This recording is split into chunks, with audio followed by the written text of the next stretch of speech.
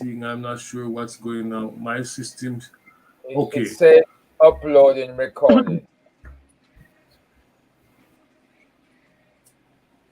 Okay. Good evening. Yeah. Good evening. Good You're not live evening. yet, so give me a sec. Welcome to another Sunday evening.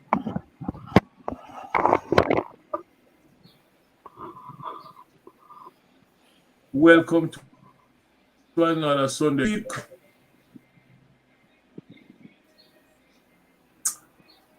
We have Mr.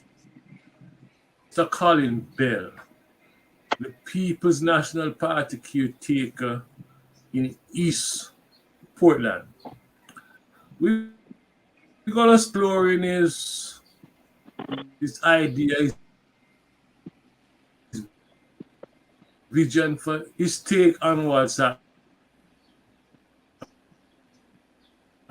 there. A number of issues in the news today, and I would like to get Mr. Bell input on what's happening with the PNP around this dual citizenship issue, which is now, I don't know, but in my view, I think the GLP is grabbing onto straw by and his citizenship in England. I'm not sure, but we're going to explore those questions with Mr. Patrick McCarthy, Sister Maxine Stove, and Brother Herb Nelson. Gentlemen, good evening. Mr. Good Bell, evening. welcome. Yes, sir. Blessings. Sir, Good evening, everybody. can we Good start? evening, welcome, Can we start? welcome. Can, yeah,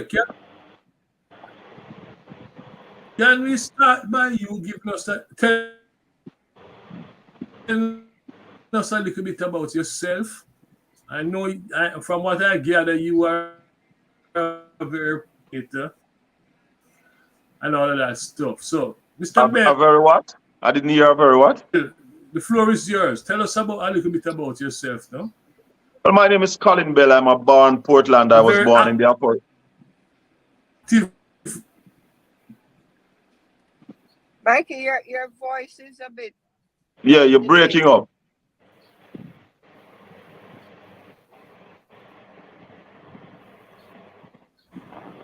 I am not talking. Is Mr. Bell talking now?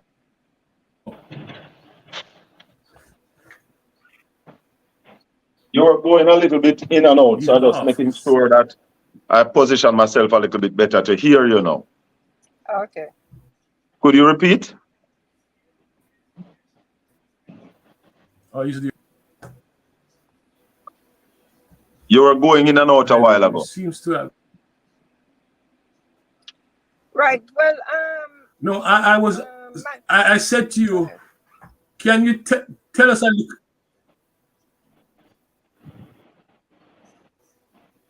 All right, I was asking you to tell us a little bit about yourself. So I am a born Portlander. I was born in the operating theater of the Port Anthony Hospital. Lived in Portland all my life. I am military trained. I basically, my education, I've been educated right here in Portland. Attended the Port Anthony High School and did some short courses with the University of the West Indies. I am the MP candidate for East Portland. I am a creative. I am the deputy spokesperson on culture and the creative industry. I make most of my money out of the creative industry. I've managed one of Jamaica's top backing band. I have toured the world with quite a number of our reggae artists, Beanie Man, Luciana, Queen Ifrica, Tony Rebel, Iactine, just to name a few of the people who I have toured with so far. I'm an entrepreneur. I've been in many different type of business. I love farming. Up until December of 2022, I was the largest farmer of broiler chicken right here in Portland. And I love this parish with a passion. I love its people. And I like to tell people that I live in Portland by choice.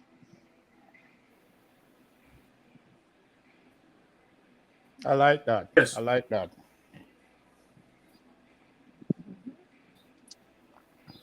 Maxine, you have heard that this man is in the same industry learning for us?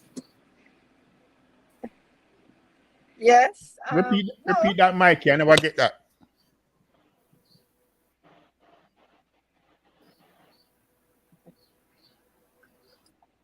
I'm sure it had something to do with I'm here. I'm not here. Mr. Bell's descriptor as being someone out of the creative industry. And well, agriculture is also a part of the creative industry, it's culture of agri, you know.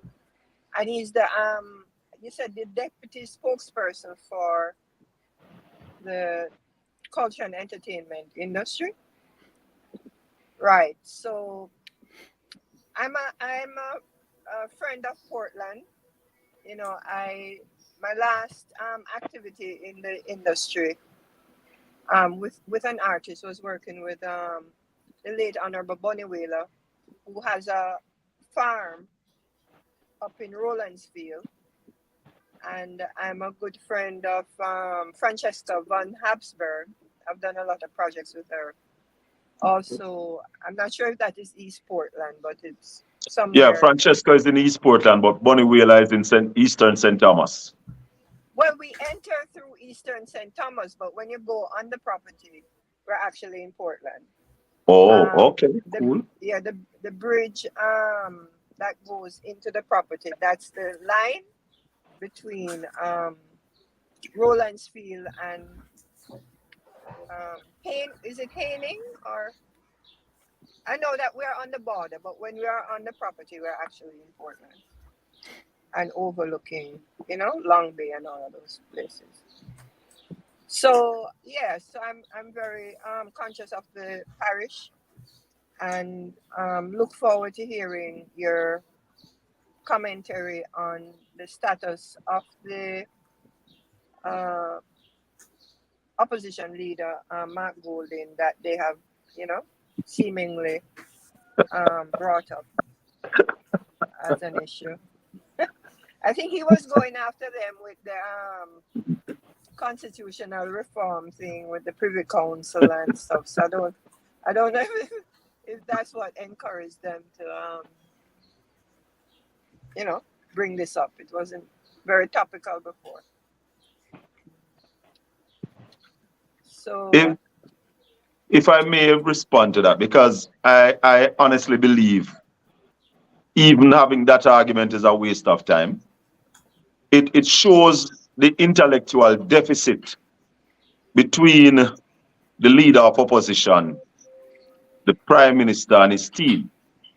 Because even if the leader of opposition has dual citizenship with Britain, it is of no moment. Absolutely of no moment. The constitution in Jamaica says that once you're a Commonwealth citizen,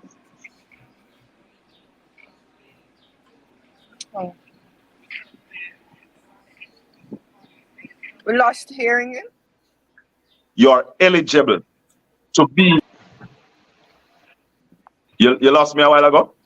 Yeah, you keep freezing up a bit. A call was coming into the phone, that's why. Let me repeat. The Constitution of Jamaica says that once you're a Commonwealth citizen and lives in Jamaica for over 1 year, you're eligible to sit in the parliament. So this dual citizenship, with your citizenship being in a Commonwealth country, or your second citizenship being in a Commonwealth country, is absolutely of no moment. And as the host said earlier, drowning men catch on to a straw. And as I said, it shows the intellectual deficit because they are not able to have that constitutional discussion with the opposition leader. So therefore, they are attacking him. Think they should just go back to school, learn some things, and come back.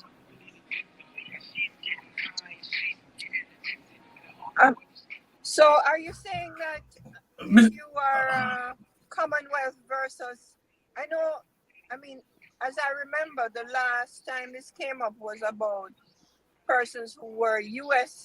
residents. Was Yes. it So right? if you have dual citizenship with a country outside of the Commonwealth, you are not eligible to sit in the Okay, parliament. right. And that's why I Okay, said Darrell Vaz should shut his mouth. Everard Warmington should shut his mouth and go sit down. In fact, in this discussion, them should have gone at the back of the school, go hide. Because they went into the parliament illegally. The Constitution of Jamaica says if you hold dual citizenship with a non-Commonwealth country, you are not eligible to sit in the Jamaican parliament. Okay. I don't know if somebody playing a radio or Me, something me, like that, if you could mute your mic in the meantime. okay. Maybe it's me. Yeah, that's better. Mr. Bell, Mr. Bell, let me ask you this. You are the caretaker for East Portland. Why you think you make a better representative than Miss Vaz for that area? Why do you think you deserve a more effective MP? I have some strong beliefs in life, you see. And I believe that anywhere your navel string cut, you have a connection to that place. Anywhere you go to primary school and basic school and high school, you have a connection that can't break. And that's why I'm in total agreement with the United States of America. That says if you are not born in America, you cannot be the president for America. I agree with that wholeheartedly. But I'm saying that to say this. The fact that I am a born Portlander, understand the struggles of the people of Portland. I feel the pain that the people of Portland feels. My family, they are here, and I have been visualizing a better Portland for the last 50 years. And I am able to articulate that vision. I am committed to Portland and only Portland, because if the party says to me tomorrow morning, we want to switch you from Portland and give you a seat anywhere else in Jamaica, I will tell them no. I have no interest in being in representational politics if I am not representing Portland, one of the constituencies in Portland. Because my interest of going into politics is not because of PNP or money. It is because that Portland has been left behind for too long. And the job needs to be done, and it needs somebody who have a vision for Portland, who have an interest in Portland, who is committed to Portland, and who will go out there and ensure that we get our fair share of the cake. So therefore, looking at the present member of parliament who have no interest in Portland, who is not committed to Portland, don't even live in Portland, and therefore they take this for a job. For me, it's not a job, it's a work. A job is different from a work. A job is something that you do to make money. A work is what you are put here on the planet to do. And my work is to ensure that Port Antonio gets city status. East Portland is developed and get its true share of the pie. They have been in power for the last 22 years, 18 of which their government have been in power. And I've been saying this to labor rights near and far. Show me what we have had for those 22 years. And let me just explain the 22 years. Darrell Vaz has been an MP for 17 years, and Anne-Marie Vaz for 5 years. A wife and a husband for me is one. Is the only math that says 1 + 1 = 1. And that is in the Bible. So when you put Darrell Vaz and Anne-Marie Vaz together, they have been there for 22 years, 18 of which they have been in government.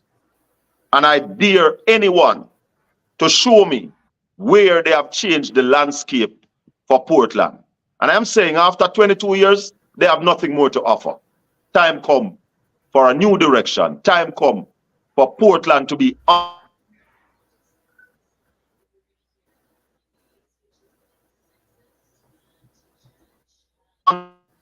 under the map and get what's. Sorry about that.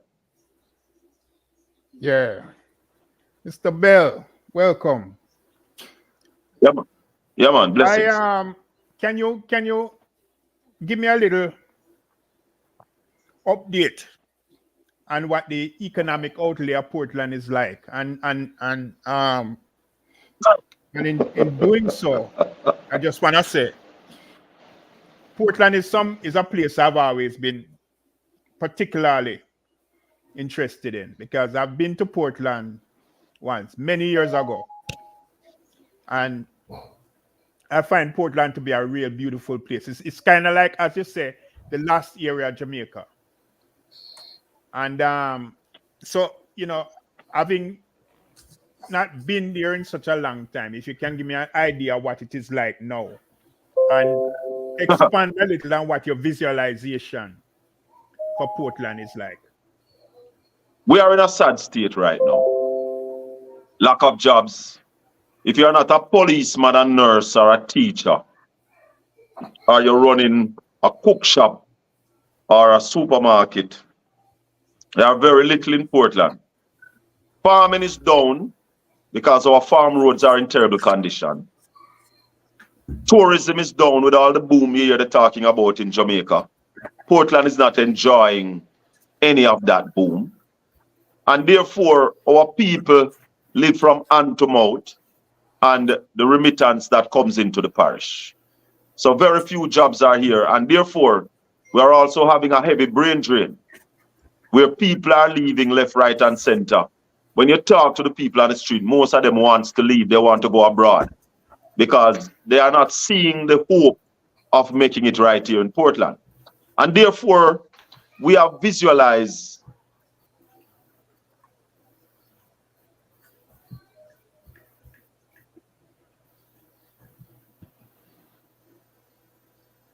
I realized we dropped a while ago. Yeah. Yeah. So let me pick up from where I stopped. We are visualizing a new Port Antonio. A Port Antonio where when you send your children to school, to university, whether locally or abroad, they can come back to Jamaica and either start a business for themselves or be gainfully employed. So we are looking at Navy Island, which is 78 acres of land, which is owned by the government of Jamaica, to build what I call a World Reggae Park. Jamaica has been named the place for reggae music by UNESCO. And since that time in 2017, we have not done anything about it. So I want to see us build a reggae park on Navy Island with a 5-star reggae hotel. We will name the rooms after the reggae artists and the different amenities like the Bob Marley Suite, the Rita Marley Spa, the Berissa Man Lounge, the Beanie Man Bar, you name it. We want to build a statue of all reggae icons, living and dead, around the island. Digitize the statues, that when you go to Navy Island, you can plug in your thumb drive, swipe your credit card, and download whatever content from the statue, and we call it digital memorabilia. We want to develop the East Harbour, because Port Antonio have a twin harbour.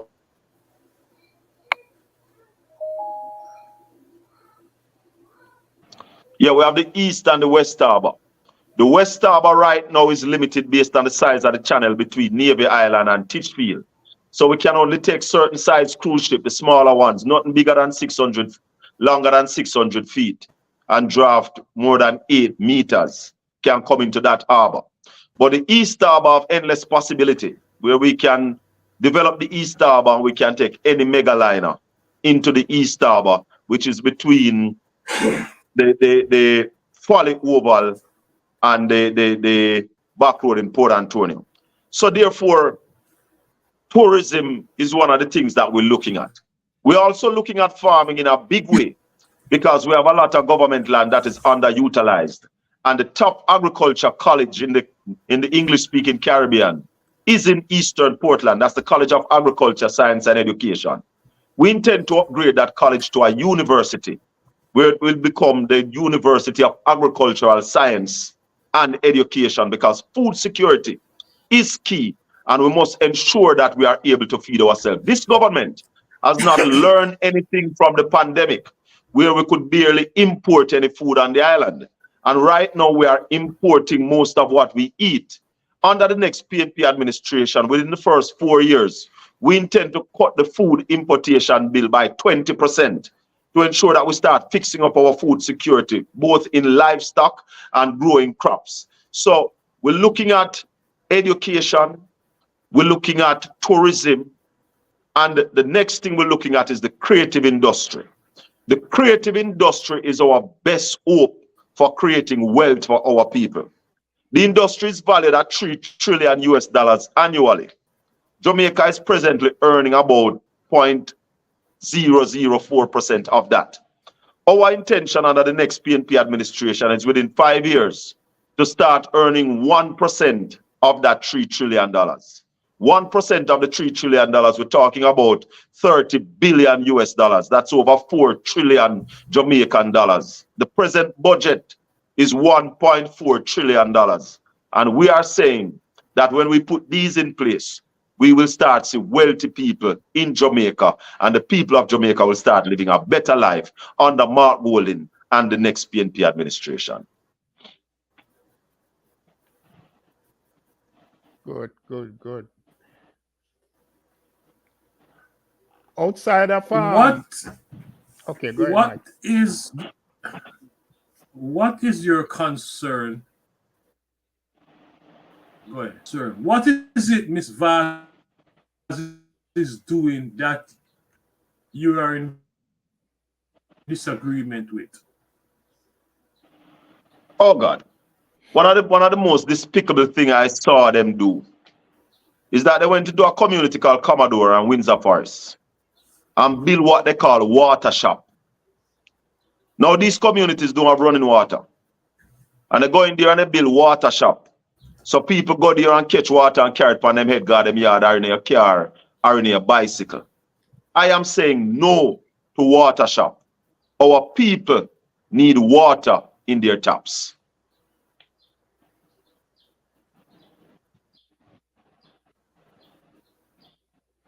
So where does this water come from going to the water shop?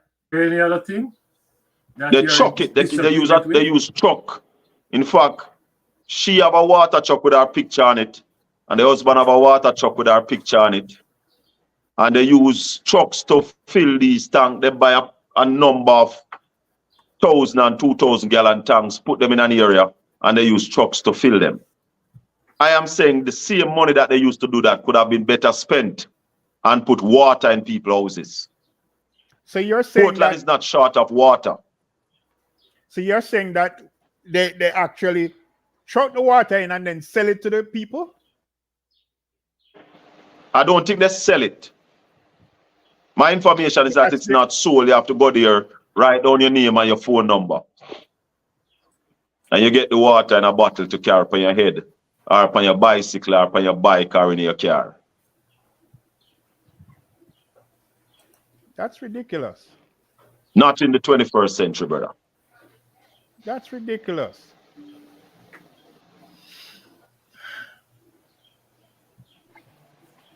I have a Herb. Yeah, Maxine.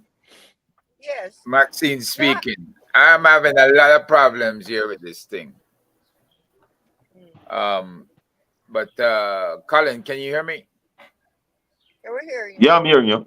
Yeah. Okay, all right. My question has to do, what was it about the district? Can I just finish answering? Hold a sec for me. Because okay. the host had asked if there's anything else that I am not pleased with. I am not pleased with my MP not being able to come forward, even in a forum like this, to articulate our vision for the people of East Portland. I am not comfortable with having my representative being unable to give interviews to what I call the fourth estate. That's the media. So anything happen in Portland, you don't hear her. She don't speak.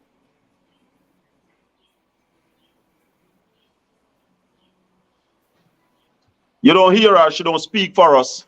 And then you might see a press release. And we don't know who write these press release. So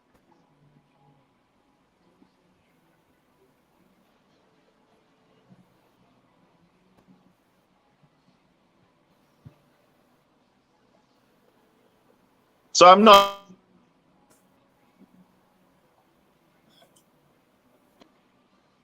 I am also not pleased with having a member of parliament who is Folks, I unable think to represent we have us.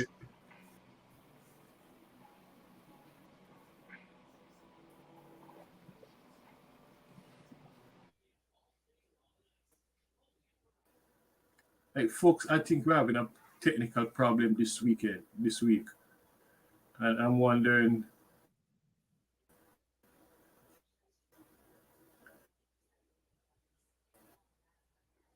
So internet and house. Herb is off. Mr. Bell is back. Yeah, sorry about that. Go ahead, my brother. It's just that we're having some technical difficulties. Yeah, And I'm obviously. wondering if we should. Yeah, I'm wondering if we shouldn't just put this off until next week. A discussion. Are you available next week, Mr. Bell? Maxine? Patrick? Yeah, I'm not sure he heard you, because Go ahead Nobody's- now. I am hearing you. Yeah, I'm saying Oh, that it is obvious that we're having some difficulty with Patrick and Maxine. Herb is off. So I'm thinking that we should put off this thing until next Sunday. What do you guys think? And sort out this technical problem. Well, I am almost sure I won't be able to come on next week Mr. Bell, Sunday. are Next you week available for next Sunday, sir? No, next week Sunday, the party is having a meeting with all the constituency candidates. And that is a all day, I think that's an all day event. So I wouldn't be able to Okay. join you. Okay. Yeah, I'd say I'd suggest though that if we drop, I would suggest that if we The drop off technical again. problem we're having. No, I would suggest that if we drop off again, you start over the whole thing. Yeah. Just refresh and let's start again. See, So I'm not hearing you, Mr. Bell. are you hearing me now? No, but I'm hearing What you, he but I'm was- not sure Maxine and Patrick are hearing I'm you. hearing you. No, I'm Yeah, hearing we're quite hearing well. I'm hearing everything. quite well, but Yeah. the problem seems to be between Mr. Bell and yourself. I'm saying that we put this off until next. But he's not available. He's not available. I am not next- available for I'm next saying week. that we put Next this week being off the until 26th. next Sunday. No. Next Sunday being the 26th, I He's will not be for available. next week. No. But I'm suggesting that we continue. If we drop off again, you start over the whole thing. Just refresh Okay. your system and do it and start again. Because sometimes that's all it needs to refresh your system. So if we drop off again, you just refresh Yeah, and we start and we go and we continue. Okay. Mhm. Wha- I'll go with that. I have a question Go ahead, for Maxine. Mr. Bell. Mhm. There's a development plan for the highway that is being built through St. Thomas into Portland. How does Portland, especially East Portland, benefit from the new development of the road? Is there any forward projections based on the highway that's being completed? Let me tell you about the highway. And Portland will definitely benefit. But personally, I'm disappointed for what happened. In 2015, in fact, I'll go back before that. In 2013, requests were made on the government to deal with the road between Harborview and Port Antonio. The Most Honorable Portia Simpson Miller gave a commitment that she would do the road between Port Antonio and Harborview. Consultancy was sought and they came up with the issues that the road, the present alignment would not be the most suitable alignment for the road. So a new road was designed from Harborview into Port Antonio.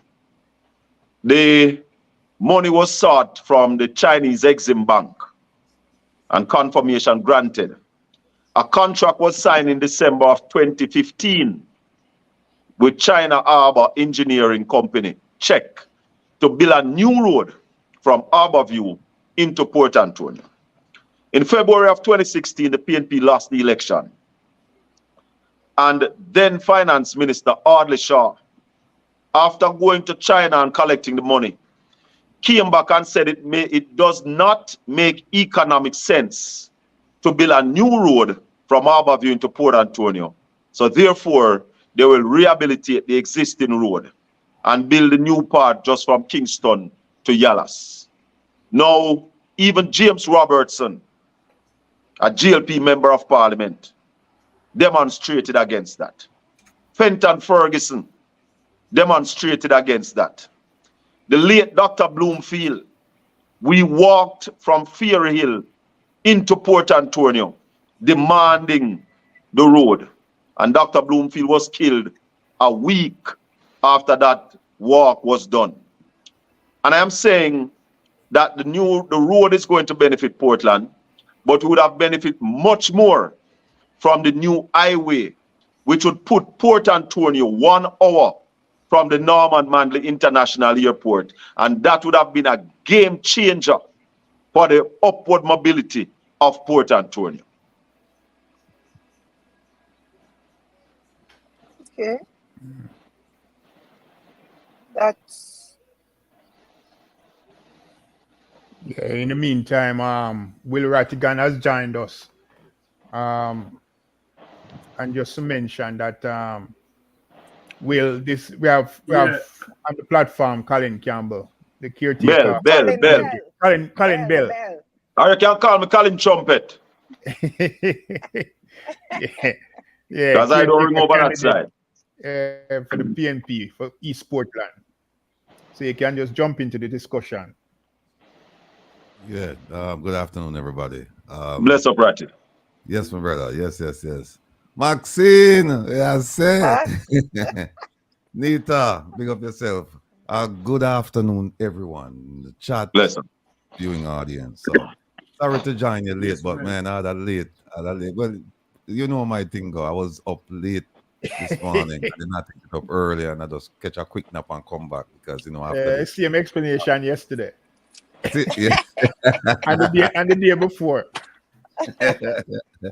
No, it's just a lot of things because we're busy to plan the next demonstration, for Washington, and we anticipate that it will be bigger than the one in New York because we're busing in people from Boston, from Massachusetts, Connecticut, New York, and even places south. We have people from Florida say they want make arrangements for drive up for this thing here. So we have to try and get the permits in order, the equipment, sound equipment, food, all this, So we want to try and make it a weekend. And at the same time, sorry, Nita. At the same time, people reach out to me, Patrick, because you were there. People reach out to me in New York and said, look, it was a disservice what the media did to us, saying that there was only 80 of us out there. So them say, listen, you must come back and do this. You must do this again. So right now we're planning another one for New York. So I served notice to the CG and the government yesterday that we will be back. And when we come back, we're going to be in bigger numbers when we come back. So we will be back before the end of September. We'll be back in front of that building on 2nd Avenue again. So Patrick, I hope to see you out there. Nita, you don't have no excuse at time. Yeah? And Maxine, no care where you're there. Not give advance notice. Not give advance notice. I don't know if Colin can make it, but Colin, if you can't make it, at least show us, give us your solidarity by. We will tell you where we need the people. Most definitely. Yeah, we will see what can. Yeah. So that's why it's a busy period of time for me now, and I would have it no other way. So, Nita, me see you have your hand for your job. I tell you, said, do not make no more excuses, because I'll give you about 3 months notice. So you don't have no excuse, sir.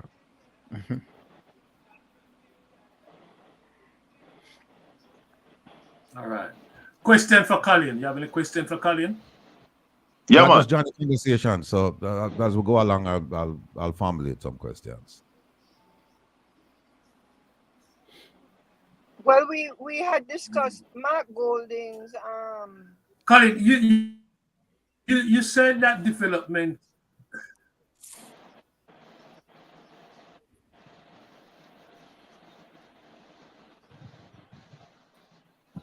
I'm We're listening. seriously having technical problems.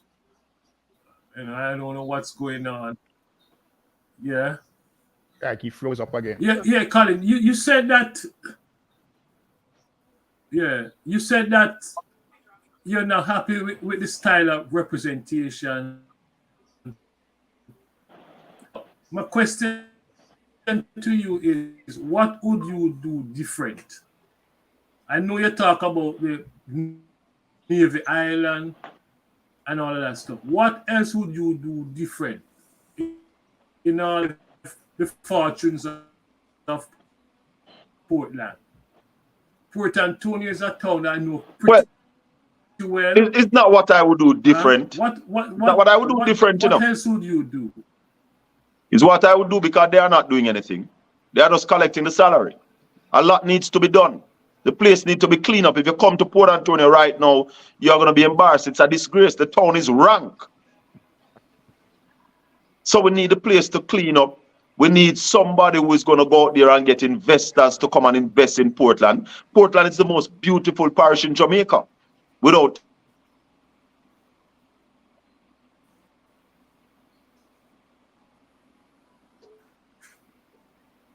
any, we have so much to offer, and we're not. The fact that we have so much to offer and we're not getting a chance to offer it to the people.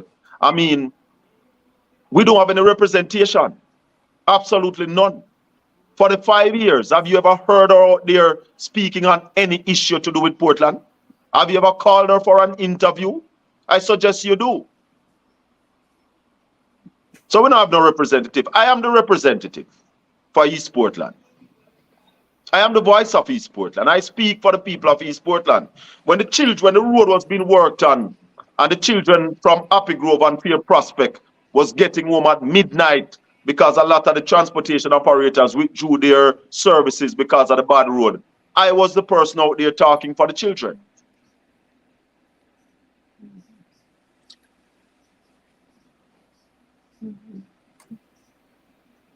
After that dangerous accident. So we don't have no representative up here. So basically, from what you have said, clearly there's a problem with jobs, there's a problem with education, there's a problem with roads, right? There's a problem Water. with water, right? There's an industrial problem with the tourism development. I mean, all of that. The last piece of investment we saw. Go ahead. No, go ahead. The last piece of investment we saw was in the early 2000s under PJ Patterson when he developed what is now called the Errol Flynn Marina. There have been no other significant investment in Portland since that time. And I challenge anybody. I would love to even have a debate with Darrell Vaz. Because he's out there beating up his chest that he's the best MP. But I am here to say to the people of the world and Jamaica, show me what he has done for Portland. Where has he changed the landscape for Portland? After 22 years, nothing to show for it, brother.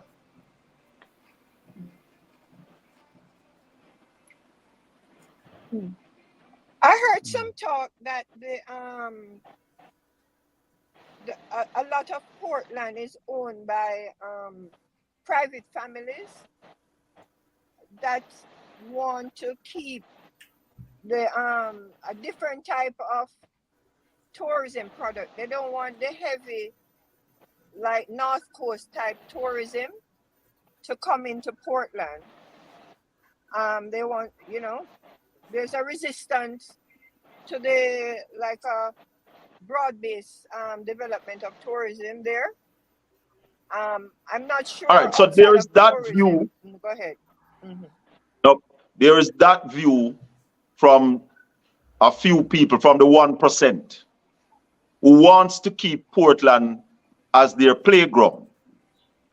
But while they are doing that, the people of Portland is starving. Portland have a population of about 100,000 people. Most of those people who share that view are not from Portland. What they have in Portland is holiday homes. So when they come, they want to themselves. I am here to change that. There's a saying that my grandfather used to say that while the grass are grow, the horse are starve. There's also a saying that some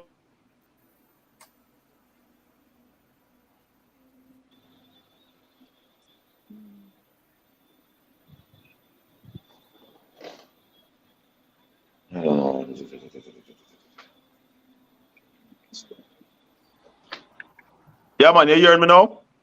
Yeah, you're Yes. hearing you now. You went out for a while, but we're hearing you Yeah, now. so there's a saying that says some people behave like a dog in a barn. What a dog in a barn does, the dog don't eat grass, but he keeps the cows away from the grass. So those people who don't want to see Portland develop in any big way, they don't live here, they don't have any children or any relatives here. So they are saying that leave it down to go and stay down there and starve. That will not happen under my regime. We are not going for the same kind of heavy tourism like Montego Bay or Ocho Rios. But Portland has its niche. Ecotourism is a big thing. Gastronomic tourism is a big thing. Heritage tourism is a big thing.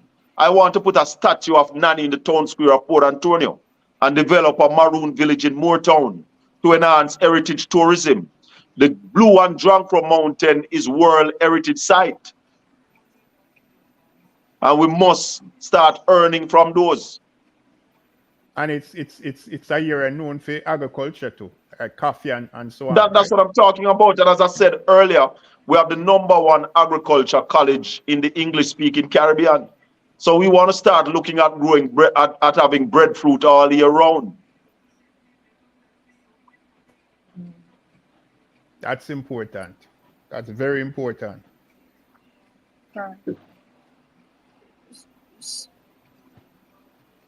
So there's a business plan based on what you are saying and confirming that there's a resistance to a certain level of development in the parish or in the areas of the parish that would be accessible to business development.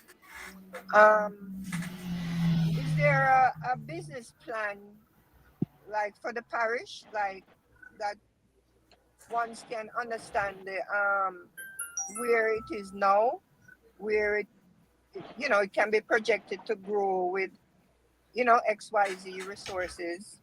I know at one point they were saying that the ships that they were trying to get some ships to come in to raise the level of interaction or sales coming into Portland.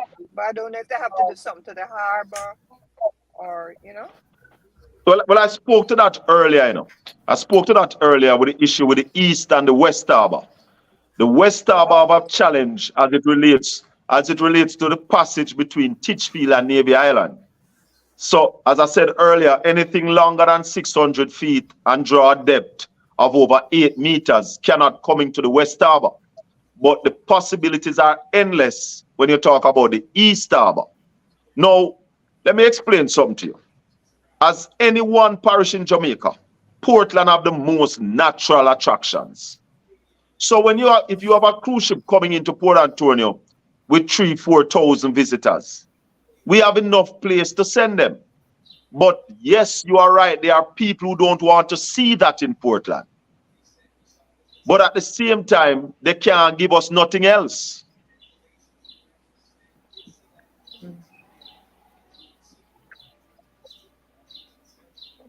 that explains something. And you say nothing else. What is nothing else? I am saying the people who are saying they don't want to see the big cruise ship and the big hotels in Portland, they are offering nothing else in return. I want to see the big cruise ship in Portland. I want to see at least 4 or 5 major hotels in Portland. They don't have to be close like a Montego Bay. Let me tell you where I want to see them. Dragon Bay was bought and closed. We want to see the reopening of Dragon Bay. We want to see a hotel on the top of Winifred. The first all-inclusive hotel in Jamaica was Frenchman's Cove right here in Portland. We want to see a development there. So we have space where we can spread out these large hotels and it don't really impact the environment. We're talking about sustainable development. We believe in protecting the environment.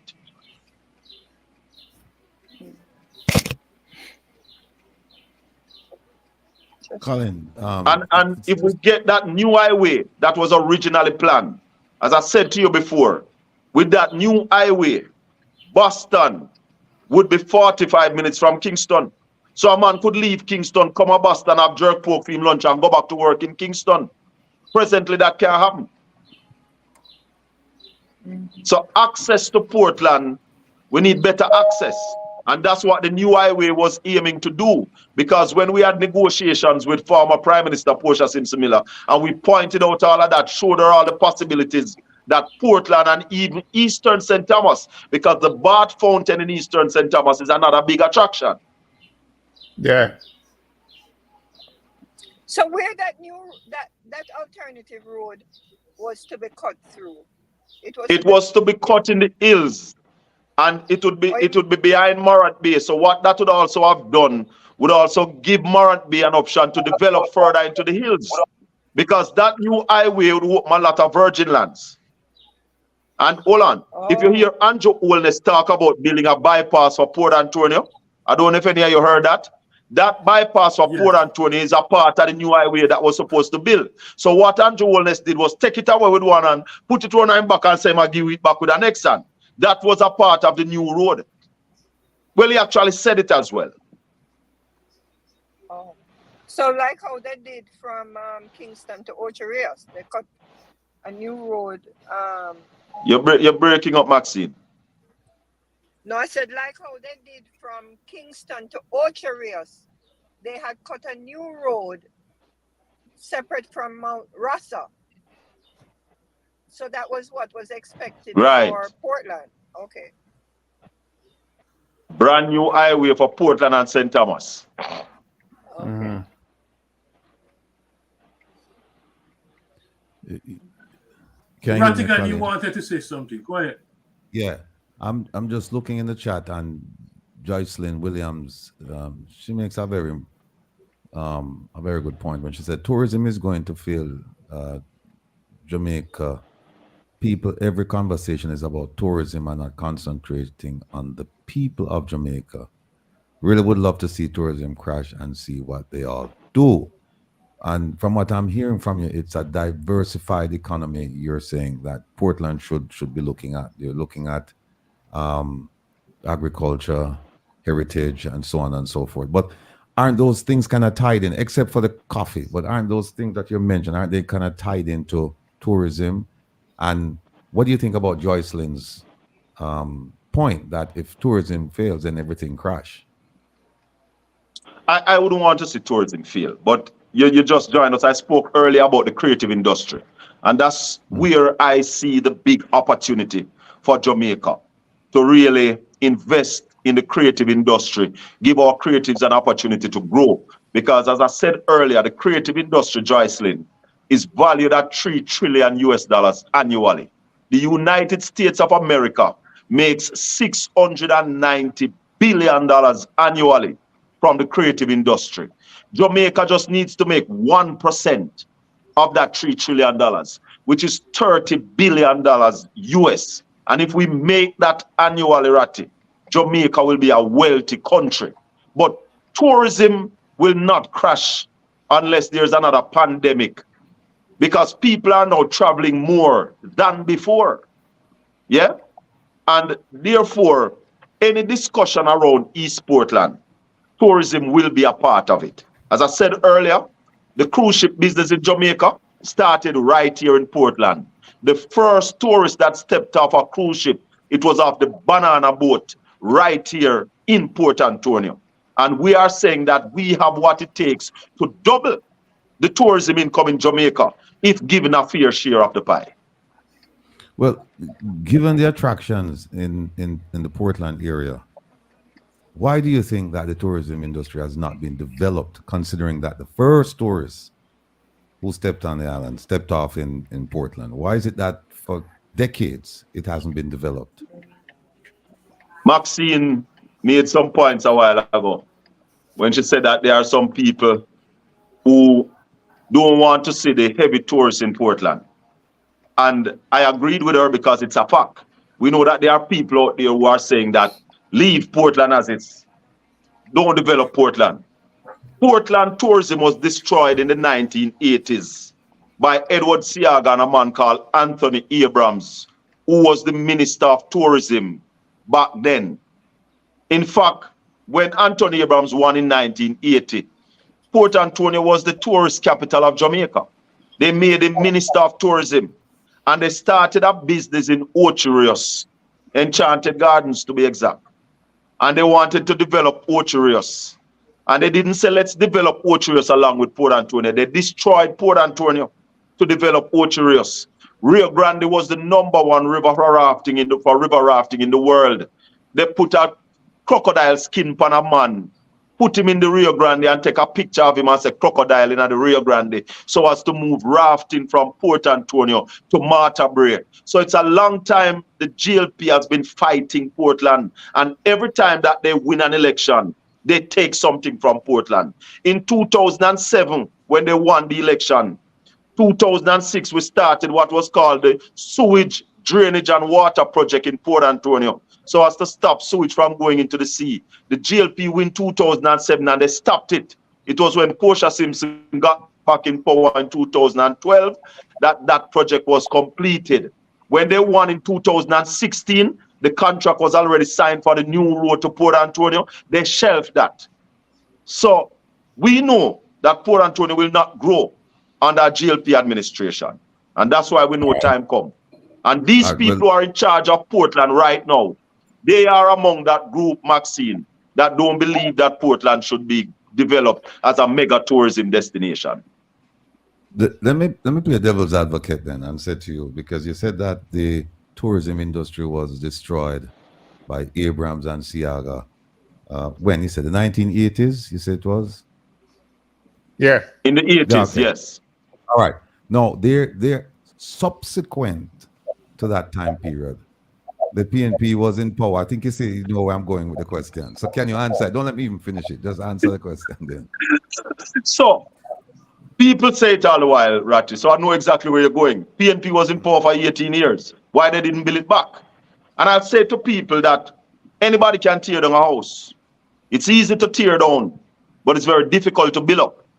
And it gets more difficult to build up when Montego Bay and Ocherius, and even Falmouth that falls between Montego Bay and Ocherius, have the rooms and the capacity and was easier to develop. And that's why PJ Patterson built the North Coast Highway from Negril to Port Antonio. One of my disappointment is that when we saw the Spanish invasion with the whole Spanish hotel, none didn't come to Portland. And that's why I throw my hat in the ring, Rat. Because I don't believe a lot of the people who were there before me had that fire in their belly to see the development of Portland. And that's why I'm coming with a new revolution to develop Portland, to see Portland get its fair share of the pie. In fact, I must say thanks to PJ Patterson because the last piece of development or investment that we saw in Portland was done under PJ Patterson when he built the West Harbour Marina. It's now called the Errol Flynn Marina. But there was also remind me of this. Marina. Remind me of this, Colin. Wasn't there a plan at one point to do something around the film industry in Portland, developing something around that? Because movies have been Well, I tell you something. Most of the films that comes to Jamaica really comes to Portland because Portland is so picturesque. And lately we had the James Bond movie, No Time to Die. We had a mini-series called Black Cake. And that's why I am sure that the creative industry can give Jamaica the kind of drive that we need. Right now, there's a shortfall in the economy. The creative industry can fix all of that. Colin, following up on the question I just asked, Yes. 18 years went by, the industry wasn't developed for a number of reasons. Now, Yes. going into the next election, in terms of a manifesto and in terms of pledges and promises and commitments to various groups and areas, including Portland, what would you like to see in that manifesto that would attract the attention of the people of your party to say, okay, you know what, let's make this a priority and we are going to do it. We're going to, if we're successful, we're going to do the following things in Portland. What would you like to see in that manifesto for Portland? In the manifesto for Portland, we definitely must see where the Port Antonio Hospital is upgraded to a Type B facility. Right now, it's a Type C facility. And what they do there is they stabilize you and send you after that to another facility. As I said earlier, we are a population of about 100,000. So that is one as it relates to health. We need to see in the manifesto, and the party leader mentioned it in his budget presentation, where case would be developed to a university to ensure that our food security is taken care of as it relates to research and technical assistance to our farmers. The manifesto must contain how we are going to grow the creative industry. Because, as I said earlier before you came on, I am the deputy spokesperson on culture and the creative industry. And I am convinced that the creative industry is where Jamaica's money lies. Now,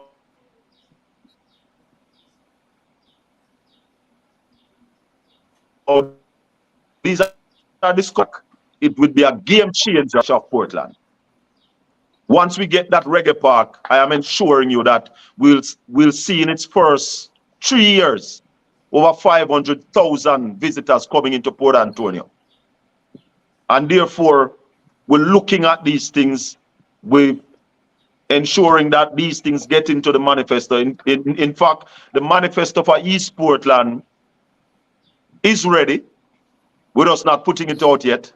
And all of what I've been talking about, they are part of the manifesto for East Portland. And they are not promises. These are commitments that we will get done. Because Ratty, I was born in Portland. I may actually come see it same way like how it's here now. I don't intend to leave it this way. I want to see some things start happening before we left here. I intend to leave some things for my grandchildren and their children. Well, I guess we're like kindred spirits because the changes when me advocate for, me want to see them no. Me want to enjoy them no. I don't want to talk about changes for come 20 years from now or after me gone. I fight for changes. No, I want to see it, Ratty. Yeah. And I want to see it. Absolutely. Why? Well, have you spoken to? I'm sorry. Go ahead, Max. No, I was saying that when the existing road or the existing new highway in St. Thomas, there was a development plan. I haven't heard much about it, but it would have these types of industries that were going to be propelled by the new road, right? And I have myself met international investors who look at areas of development, and they look at what is your labor source, like meaning what is your education, what kind of industry can be built there because you have a educated labor source to support the industry. So as the other callers are saying about, or other commenters about outside of the tourism product, what do we see for the population of St. Thomas and going into Portland in terms of other industries that can be developed there based on the level of the labor force. Meaning to say, you know, where is the existing integrated plan that links industry to education? And I know you said about the Case University, but in terms of, I'm just asking, does Jamaica, I've always wondered, is there a basic plan integrated that when we're looking at areas like this, we're not just feeling out, you know what I mean? That this maybe could do good or whatever, You but we see, know practically it can do good because of our population. You know, like you said, 100,000 people. How many of that 100,000 is young people? How many of them are educated? What is the state of the schools? Are they, you know, pushing out, you know, literate people? And so we could really understand what is the potential. I can only give you guys another 8 minutes. Because as I told the host that we have the fellowship divisional conferences today. The private session starts at 5 and I have to be there because I am presently the chairman for that division. But as it relates to education, I mentioned earlier that there's a massive brain drain in Portland because there's nothing for educated people to do here. So once we send our children off to university, they don't come back. I am a little bit lucky. My son went to university and he's back here working in one of the banks. But those jobs are very few. But as it relates to putting out educated people, yes, we do. We have Titchfield High School who do a great job. Port Antonio High School is getting better. Happy Grove High School. We have the Field Prospect High School, and they are doing good work. But as I said to you, it is difficult for the children to come back once they leave to further their education.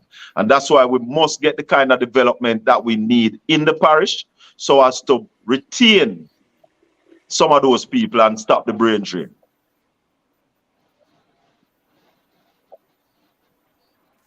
Colin, sorry about the drop off. I had to go change computers altogether. But listen, the head of telecommunications and marketing is Darrell Vaz, MP. What has he done for Portland in terms of broadband and improving the telecom abilities so that you can have hotels and other major industries move into that area? You ask me that, I'll say nothing. Not seen it. They are putting in broadband in some public spaces. But that was a project that was left by Philip Paulwell from the Universal Access Fund. So that's not new. There are still areas in East Portland where you can't make a phone call. So it's a big joke, my brother.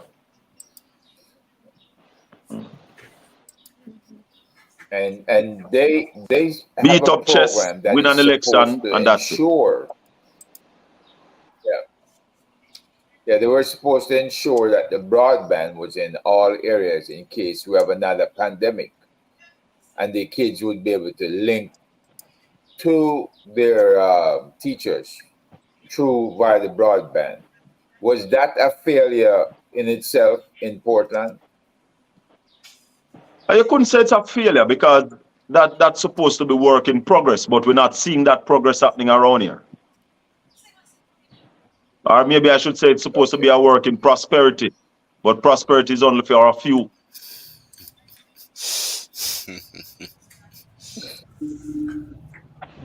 Colin, I want to ask you a question.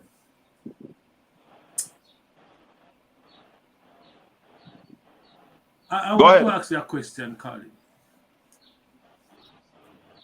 Is there a drug problem in Portland? Is there a what? Drug.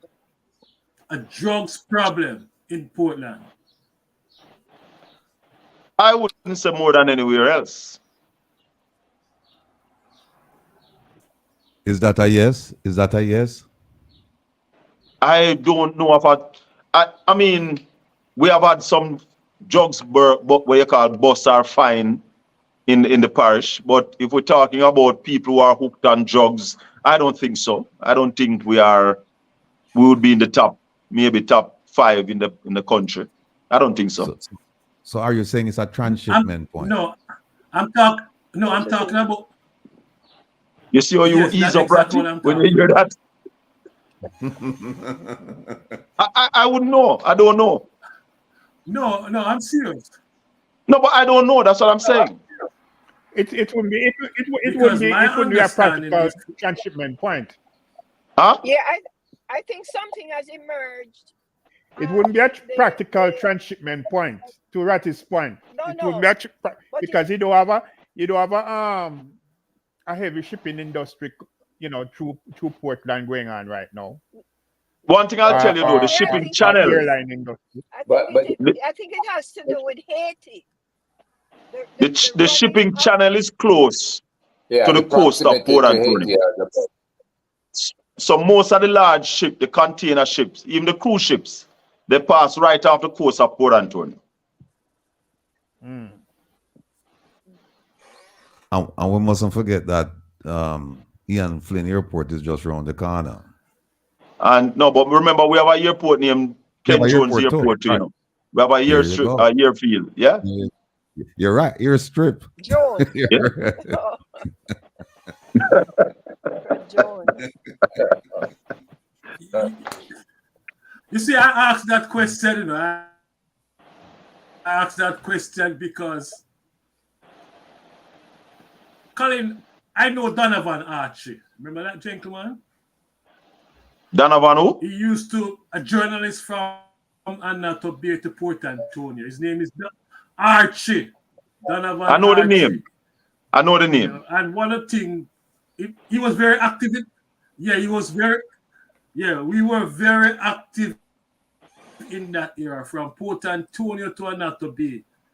You know, we used to help organize out that side. And one of the problems we observed in the late 80s was the shipping of cocaine by way of Paggi Beach in St. Mary and in Port Antonio. So that's the reason why I asked you, is there a drug problem in Port Antonio?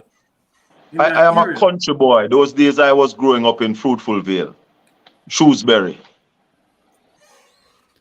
Look, Okay. let me answer it for you, Colin.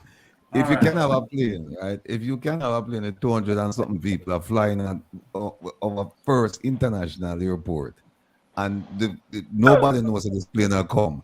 And if we can have a plane that crash off of the coast of Clarendon, no idea about cargo or passengers. And if we can have one that crashed recently in a St. Elizabeth, no idea about cargo or passengers, then it stands to reason that if you have Anything is anything. there you go.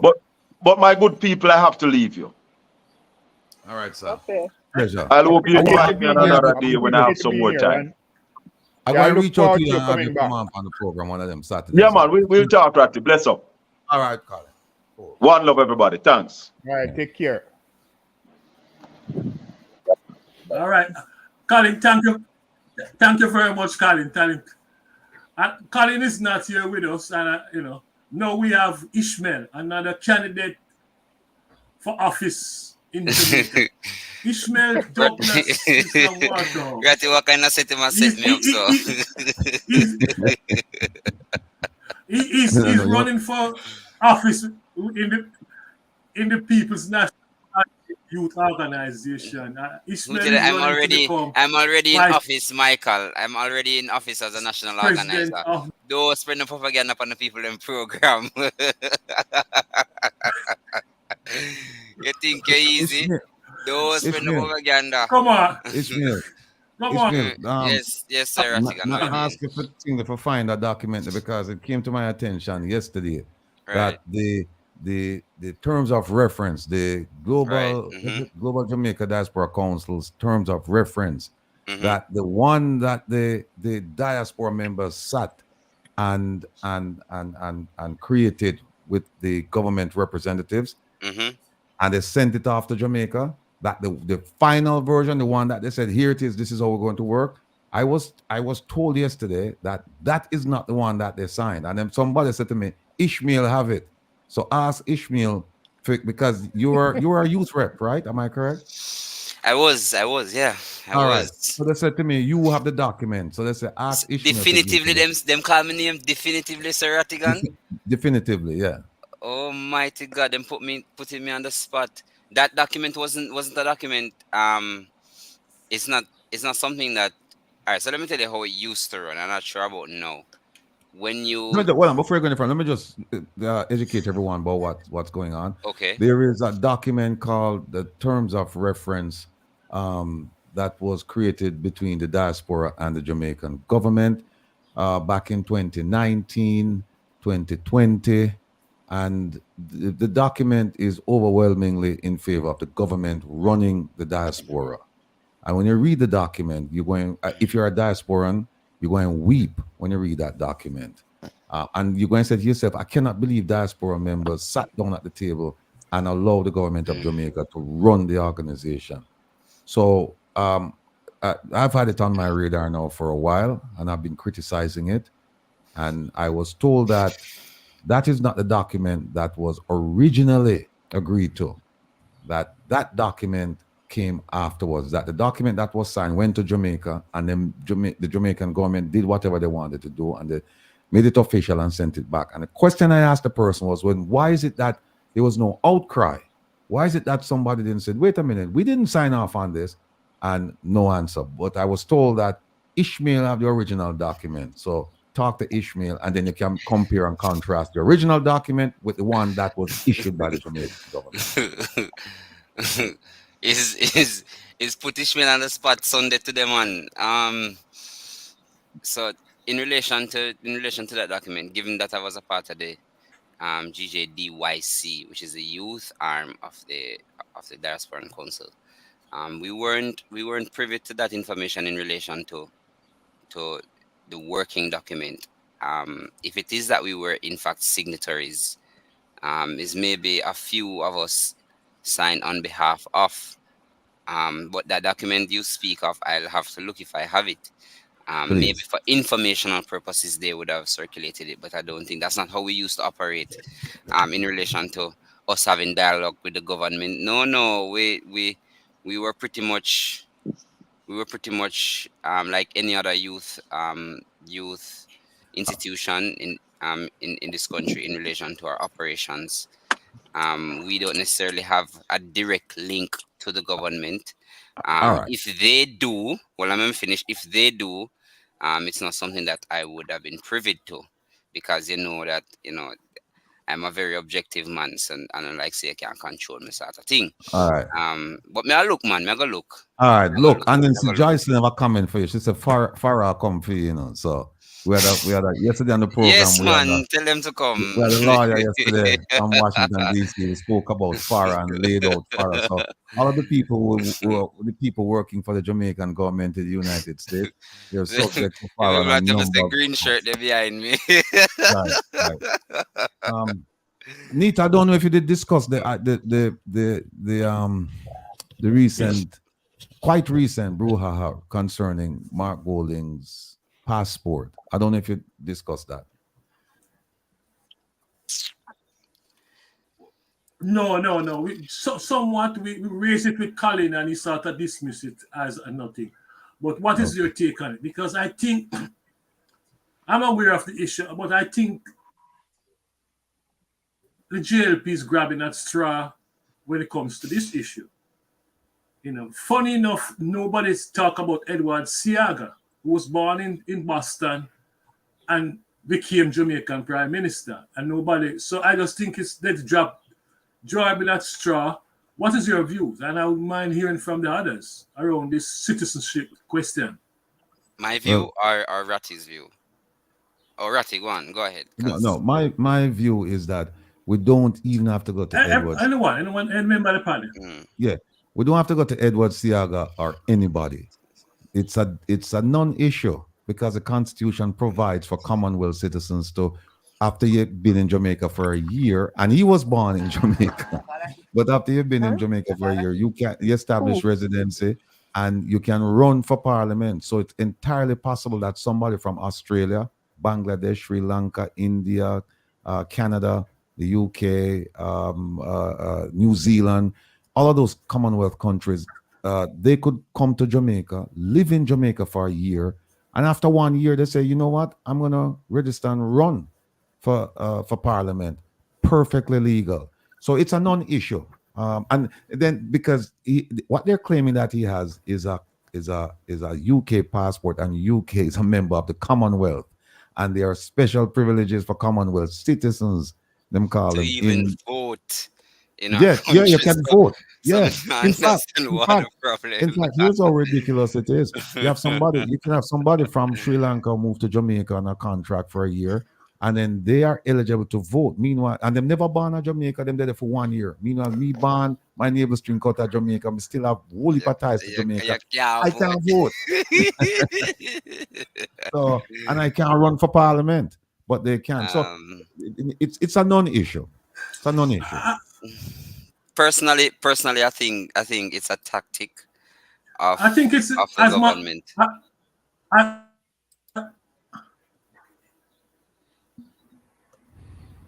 You're breaking up, Mikey. no man, you waiting for you. Finish what you're Oh, saying. oh, oh, oh, oh. Yeah, man. So I think Ishmael, go ahead. Finish what you're saying.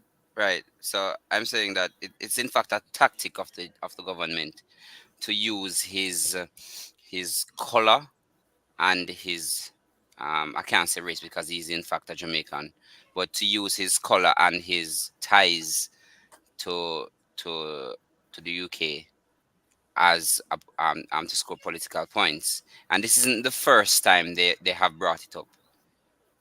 If you would remember, it was a case where they had this thing: no white man can lead, no white man no fi lead Jamaica, or something to that effect. And ironically, most of our prime ministers are in fact, barring PJ Patterson, were in fact high colored men. I So share. and Shearer, right? So to that effect, I think they're just trying to, and it's something being echoed by parts of the public that he is in fact a white man.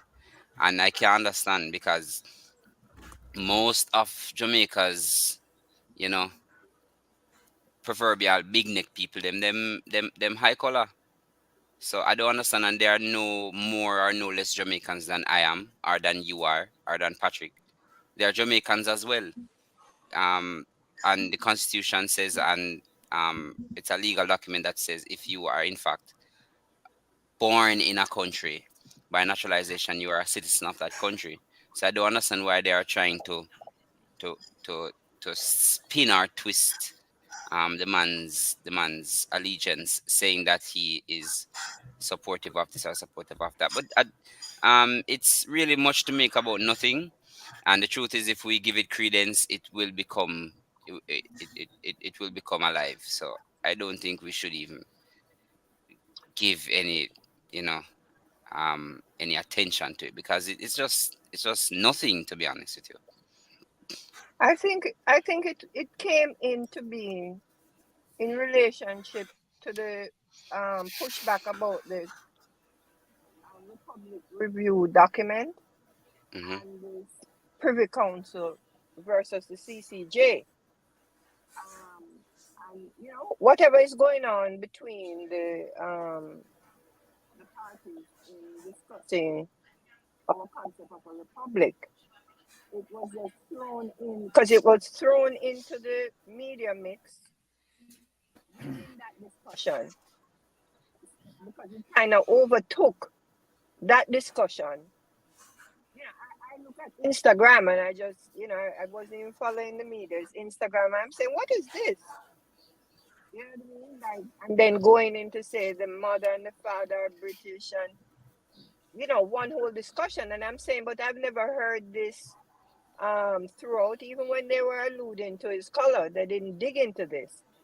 They dug into it specifically to deal with the issue of decolonization and, you know, us removing ourselves from Britain, that they just sought to change the narrative by picking pointedly at that. That's what I saw, you know? Yeah. Mhm. Yeah, I mean, Personally, I don't think that's going to go.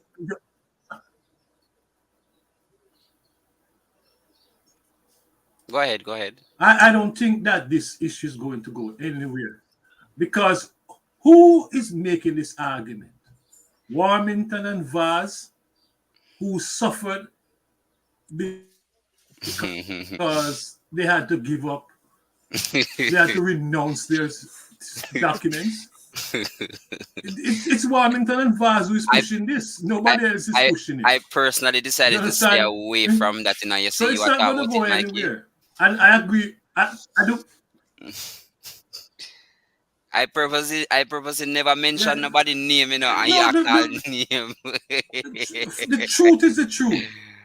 I saw. What? Yeah, but the truth is the truth. The folks who are pushing this argument, they are Warmington and Vaz. They had to give up Mm-hmm. their visa and all of that stuff, to sit. They had to Mm-hmm. complete a by-election in order to get back into the parliament. So it's much about nothing. Much about nothing. It's not going anywhere. Because I think the JLP is still reacting to the local government election. And with the polls showing that the PNP is leading, they're betting against the wall, hoping that something will stick. And it's not going to think. The Personally, I fact don't think that is, they should, though.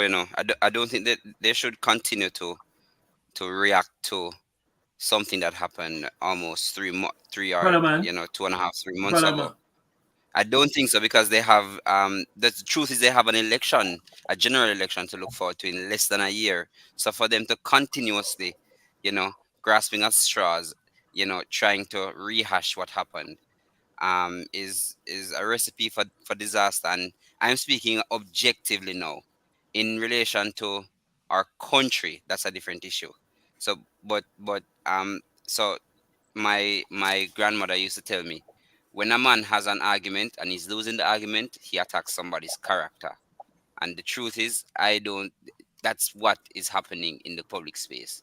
You're attacking the man's and that character is and the what is man's happening. space And that is what is happening. because you don't have an argument grounded in facts or grounded on any sort of empirical data, and it shows you the kind of person you are in relation to in relation to not just leadership but in relation to one's actual personal self.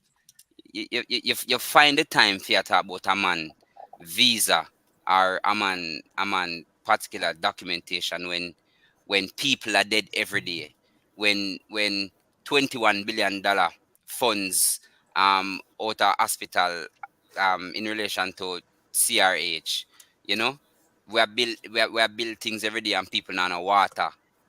We have bigger fish for fry than for talk about a man particular nationality when you know the man born here.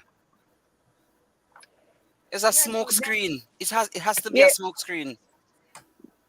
but you have to understand that the majority of the wealth of the nation is held by non-black, I mean, non-black Jamaicans, right? So if you have to Your understand that. sound, Maxine, your sound going in and out. You probably need some volume as well. Okay.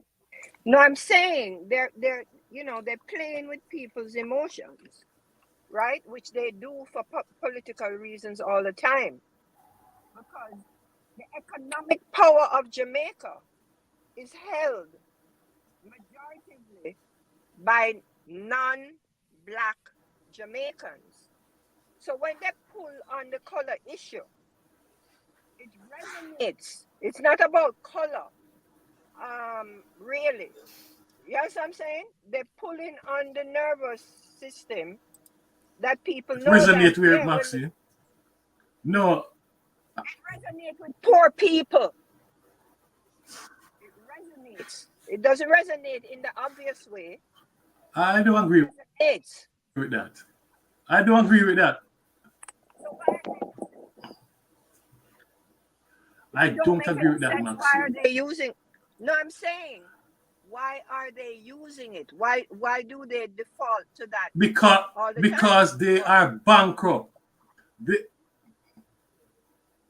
Yeah, right. because But they if are they're bankrupt. bankrupt, right? So if They they're are bankrupt, bankrupt when it comes to idea.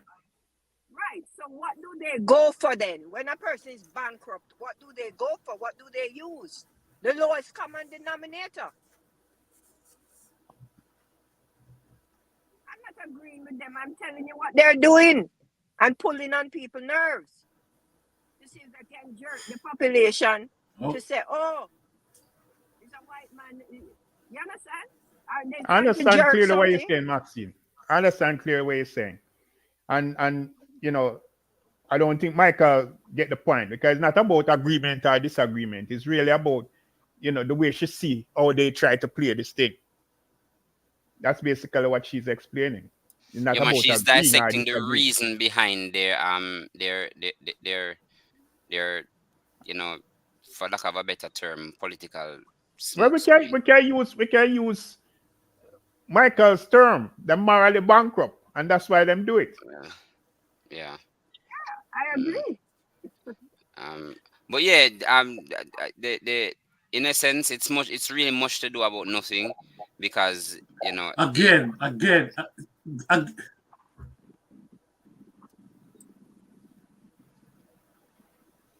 go ahead, Again. Michael. Who are Linton and Douglas Vaz? Warmington and Douglas Vaz does not enjoy any popular support. Yeah, so they They so they don't. play They with what they don't. have.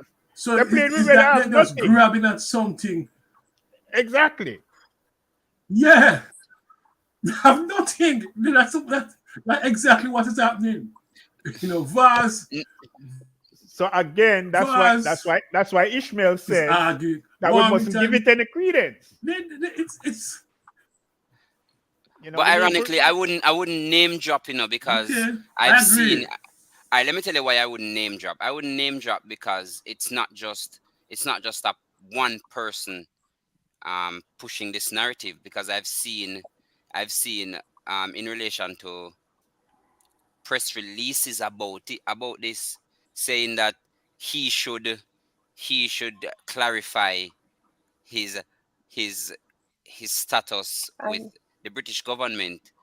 And the first thing that struck to my head is, you have the time for ask a man when born, when you tell the people them say it's $100 for bus fare and you drop it to $50, and now you gotta tell the people them say $100 same way pan the bus them where done now run properly already. Make it make sense. You have bigger fish for fry as the Minister of Transport, but you have time for you look on a man, which part a man ban. See your priorities them, don't know, like it lasts in your pocket or something. Your priorities them that mess up. It can't be. I know that me never going to one ballot station for if me did vote for you or not. If you come here say you are talk about um a man's particular allegiance when you know the man born. I know that my vote for you for, brother. That's what I'm saying. That's what I'm saying. It cannot make any sense. So for us to continuously talk about this fact that Mark Golding is this and Mark Golding is that, and them don't have nothing, we are give it credence because them put it in a particular newspaper. If them put in a newspaper, make it die a natural death, 'cause it don't make sense. All we do I continue asking the pertinent questions. Questions such as, when the bus them a come? You said July, how the bus them not reach it? You know? These are the questions that we're supposed to be asking. What money there? What tax money there? Why you continuously ostracize the diaspora? These are the questions that we should ask, because you are in fact in government and you make the legislative decisions on our behalf. So answer those answer those things that we a work for.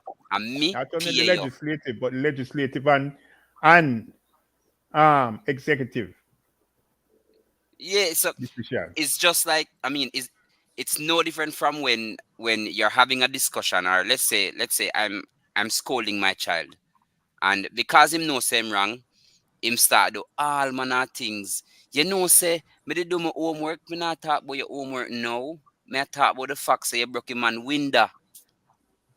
You follow me I say? So it can't make sense. So for us to continuously deviate, I don't know. I think as a society, as a society we have a short attention span. So because maybe they have mastered the art of knowing that Jamaicans through social media have have a 60-second attention span. So them just snap them finger in front of you again. New topic, bam. That's why I must give commendations to Rattigan, because boy, I must FBI train you, brother, cause me don't know how you so consistent in a particular issues. That's why people don't like you. So people them can't like you. You understand what I'm saying? So these are the questions that we're supposed to ask. Instead of we are talk about a man's nationality, that now do nothing for we. It now gonna make the country better or worse. For we But know where him come from. Ishmael, Mm-hmm. if I'm looking Here's at the news that Mark Golding for the last couple news cycles is focused on the constitutional reform report, Mm-hmm. where he this is what is in the news, right? And it is relating to the Privy Council being removed and giving us the platform for the CCJ, right? Mm-hmm. Subsequent to that, the news is about decolonization, right? From Britain, Mm-hmm. right? So, Mm-hmm. and this is what is, this is almost like a false way of getting Jamaica to be a republic by keeping the Privy Council in place. That was what the headlines were about. Right. Then all of a sudden, whom I see this, Mark Golden mother and father were Britain and whatever, and they came here in whatever country he was born here, and Ray, or whatever they're talking about. For me, it moved the decolonizer, the CCJ Right. argument, and put him on the back ropes. You understand?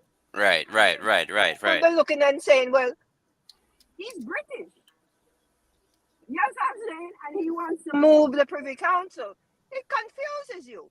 They want, if that is their strategy, Mm-hmm. they This made a dent. Mm. well, It's Anita, let me Mm-hmm. let me Go just ahead. let me just say something that Rat, Joel Vaz in the chat, she call me Rottweiler, Rattigan.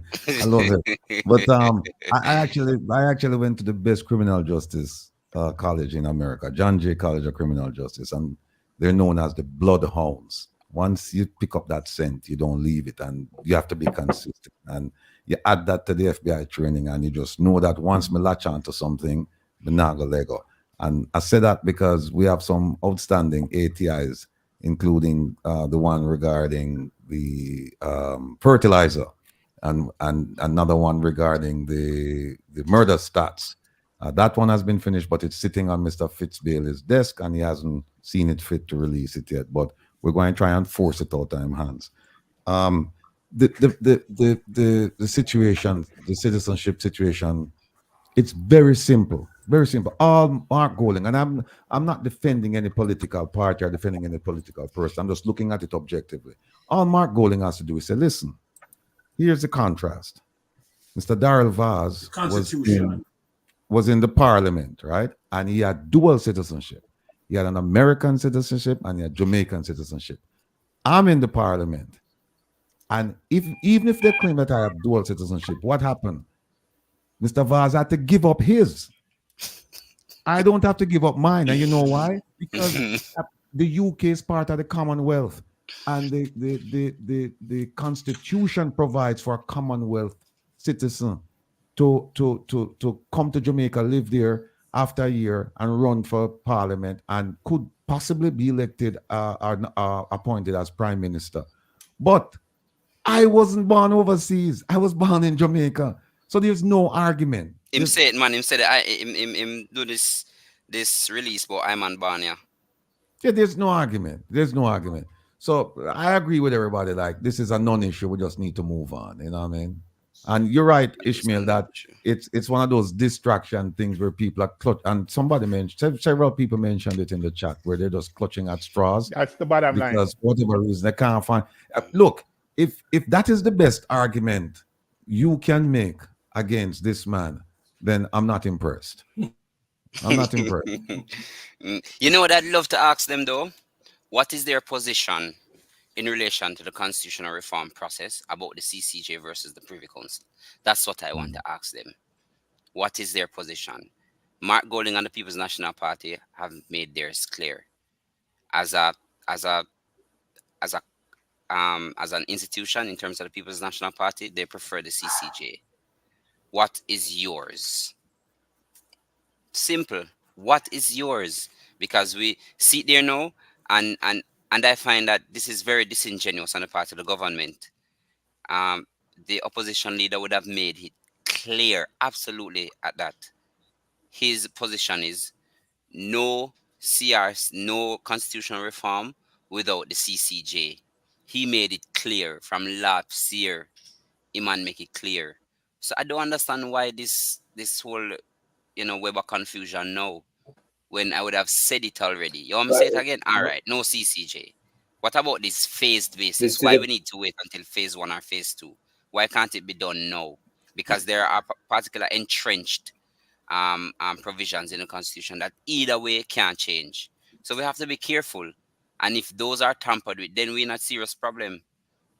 That is where the discussion should be. But Ishmael, Mm-hmm. Ishmael, did you know that the Governor General chaired a Privy Council in Jamaica? What? Yes, there is a Jamaican Privy Council. It's an advisory body to the Governor General. Most people don't know this. Oh, okay. Yeah, there is a Jamaican Privy Council. Yes. Yeah, that's an old one. Nobody talks about it, but that's an old one. It's still active. Yeah. Yeah, still active. Now, Again, they don't want that kind of power to go away, Patrick. They want to hold on to things like that. Again, what that goes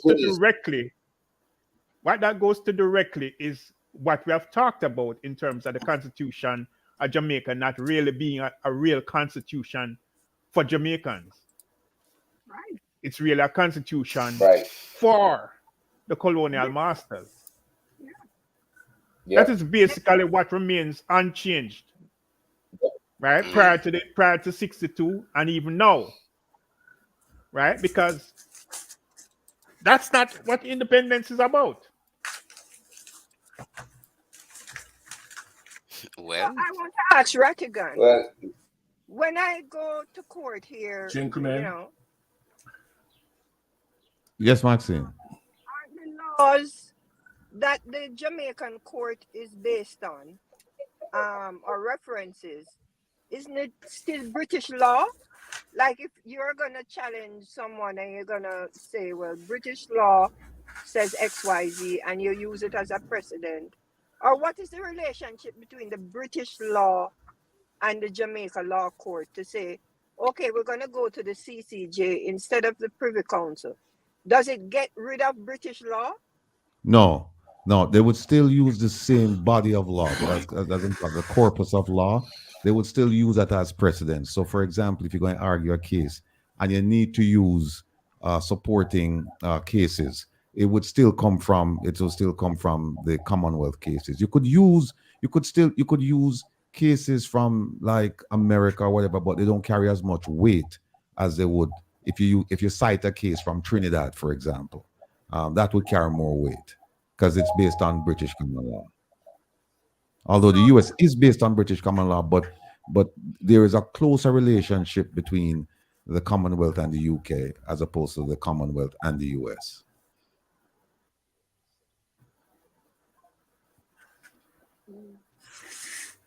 Interesting. Gentlemen and lady, for the remaining time that we have here, I want to shift the discourse to the protests in Washington, D.C., because this is the focus just now. And One quick second, Nate. call upon Mr. Rattigan and Herb Nelson to tell us more about this. Go ahead. Let me one quick thing. If anybody wants to, this is like it's like a hobby of mine now to go through the Jamaican Constitution. But if anybody is looking, interested in finding out about the Privy Council in Jamaica, not the one in the UK, turn to section 82 of the Constitution. And it says there shall be in and for Jamaica a Privy Council, which shall consist of 6 members appointed by the Governor General after consultation with the Prime Minister by instrument under the broad seal. And then it goes on 82, 83, 84. But start with 82, and that's where you have your Privy Council. Now, regarding the protest in DC, I yield to my esteemed colleague Herb Nelson, because the one in Miami, the naysayers came out and said that I was the man behind the scene.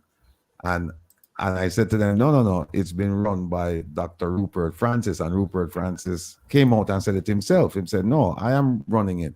So, they still said, no, Rattigan is behind the scenes. He's pulling the strings. The one in New York, I came out and I said to them, listen, no, if I ask nobody nothing, and me, I go organize and coordinate the one under the umbrella of the Crime Intervention and Prevention Task Force, and now the Global Jamaica Diaspora Council, which we own that name. Now, the one in DC is going to be led, coordinated, and all of the things associated with it by my esteemed colleague, Herb T. Nelson. So I'll just yield the floor to him so that he can tell you what's going on over there. Herb is frozen. Herb frozen. Dondre Rob asked if Jamaica still paying for the CCG, although we don't use it. It's yes and no to that question. Yes, we're still paying, and you said we don't use it. Well, it's a question. We do use it. We don't use it for criminal purposes, but for commercial transactions and some other controversies. They do use the CCJ. Where Herb there? In gone. Patrick, you asleep, man? No. Oh, you meditate. No, my okay. Okay. Yeah, well, the protests in DC, I'm Mikey. Okay. Okay.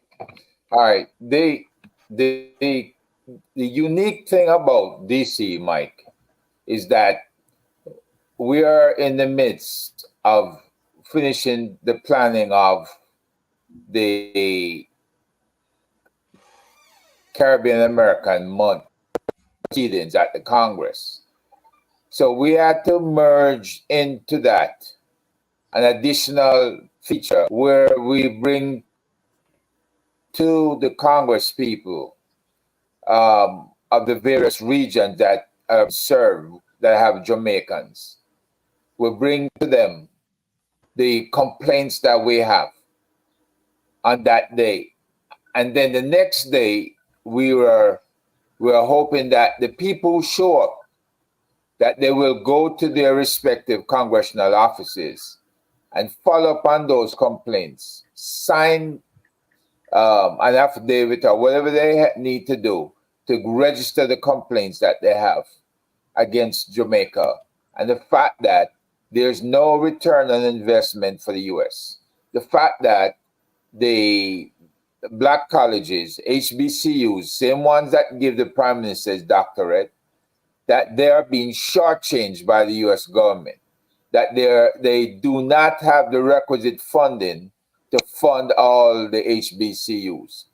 And when you consider that there's no return on investment and no transparency or accountability coming out of Jamaica and some other islands, what do we ask for? Do we ask them to return the monies to the HBCUs and forget about the Caribbean islands?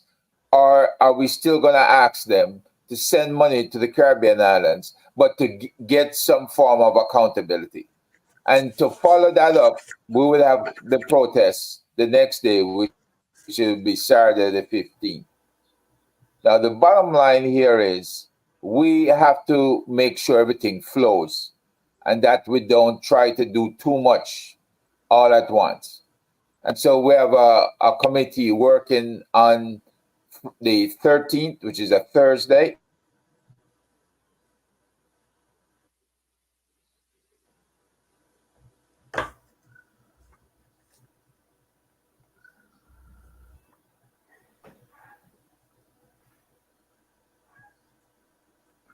Ratigan, you want to take it from there? Because Herb is frozen, bro.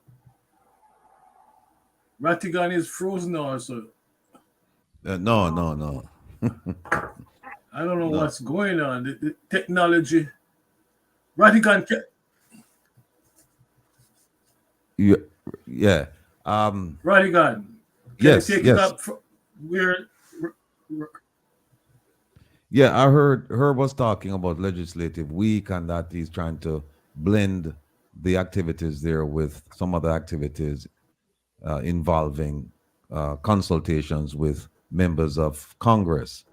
There are four things going on. I think there are four things going on in that span of 2 weeks, basically. And I think we're going to have a meeting and try and space things out. One, we have legislative week.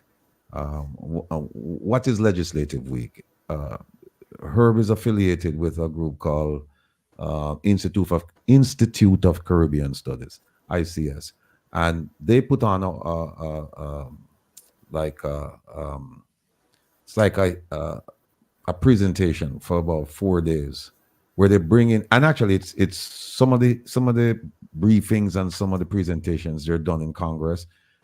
So he brings in all of these politicians and they make speeches and we have a program and we go through it. And I usually help out with a couple of the committee meetings. So that's one. The second thing is that because we're going to be there in DC, in Congress with these politicians, he's setting up meetings for us to discuss. All right, there he is. Herb. Sorry about that. I don't know what the hell is happening, but I think the jamming, whatever is going on, is coming from inside of the StreamYard application. I don't know how they're doing it because we've been having this problem for the last 3 weeks. We had it yesterday. No, we do have the ability to set up the meetings and to All right. So so one is the legislative week. about to kick All me right, out and then again. right after that. All right after the legislative week, yeah, the plan is to meet with the members of Congress and talk to them about two specific issues. But primarily the we have FARA and we have the Magnitsky. We want to talk to them about Magnitsky and its application to Jamaican politicians and people of influence, because the Magnitsky doesn't only apply to politicians; it can apply to regular citizens, people of influence.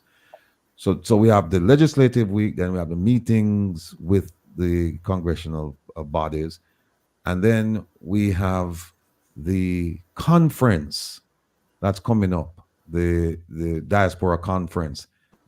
The Jamaican government is hosting a business conference from June 16th to June 19th. We're hosting a people's conference from June 16th through June 19th. Theirs will be held in the morning, daytime hours. Ours will be held from 7 to 10 at night. And Anita, next week I'm going to send you the flyers. We have competing flyers, I guess, because what they've said is, and I'll give you an example. I'll give an example of how ridiculous this thing is. One second. They said that they want to have what impactful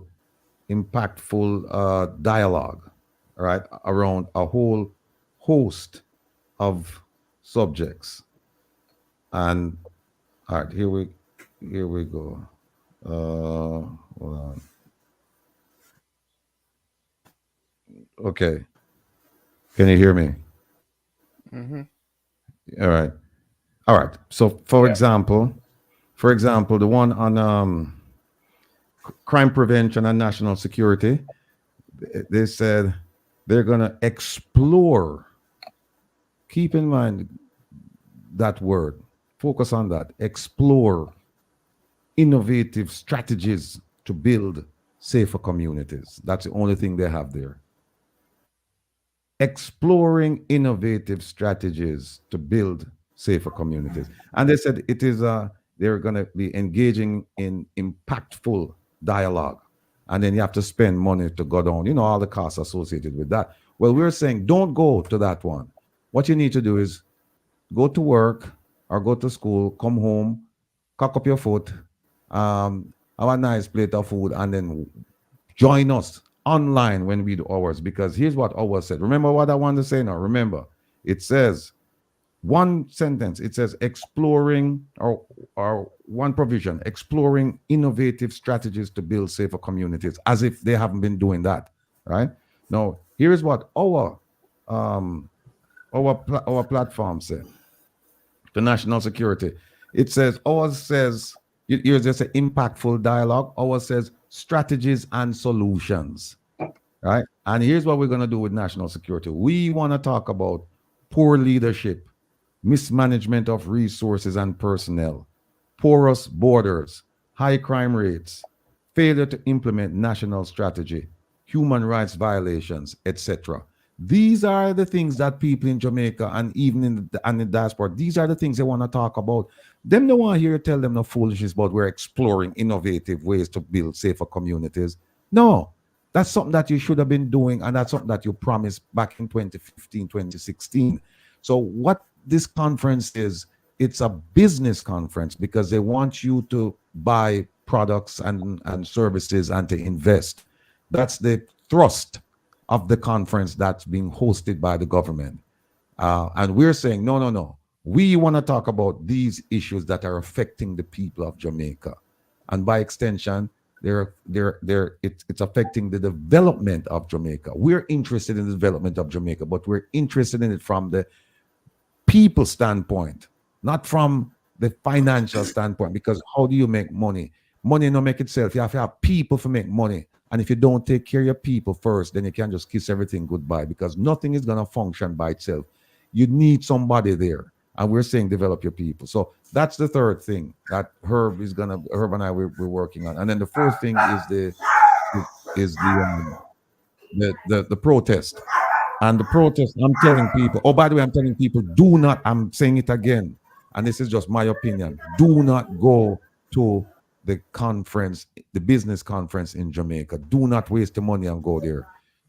Relax, settle down, and watch us at night, because you will get an assessment of what they did in the daytime. Plus, we have a bunch of issues that we would like to discuss. Now, the protest, we're hopeful that it will be bigger than New York. And because I anticipate it being bigger than New York, that's another reason why I'm saying we're going to go back to New York after the one in D.C. Because people are asking for buses from all over the place. People are going to be flying in, and we hope to do it in front of the embassy.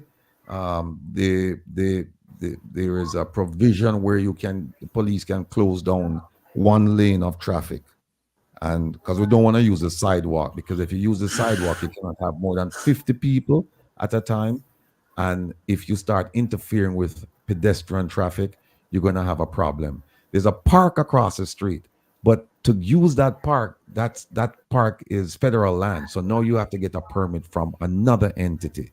So what we would like to do is to just get a permit from the Metropolitan Police Department in DC, close down that one lane in front of the in front of the embassy, and we get whatever the number is, 300, 500, 1,000, whatever the numbers, we get the people in that lane right in front of the embassy.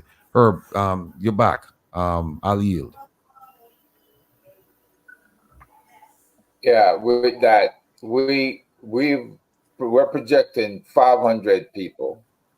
We're projecting parking for buses. We're projecting the sound system, music. We're projecting tents, um, all on that block.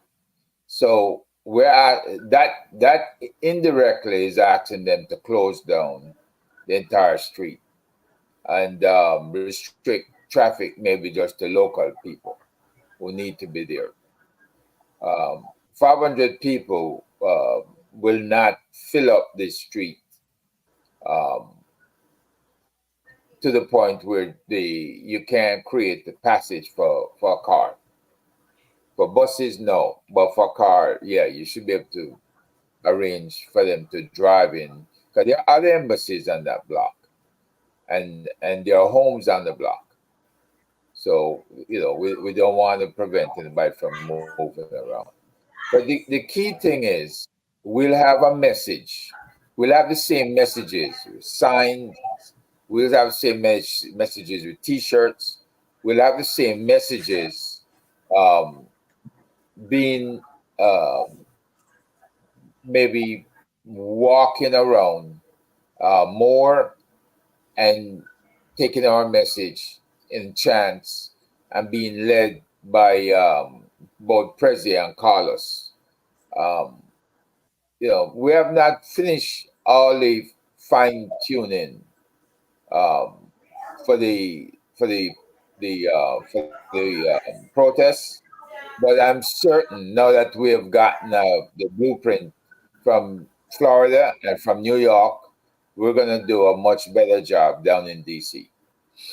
We'll have speakers, in other words, folks who will address the crowd. And if we can come up with some interesting people that can pull the local crowd out, that's what I'm shooting for. Find a guest speaker who can come in and actually help us raise the numbers of attendees.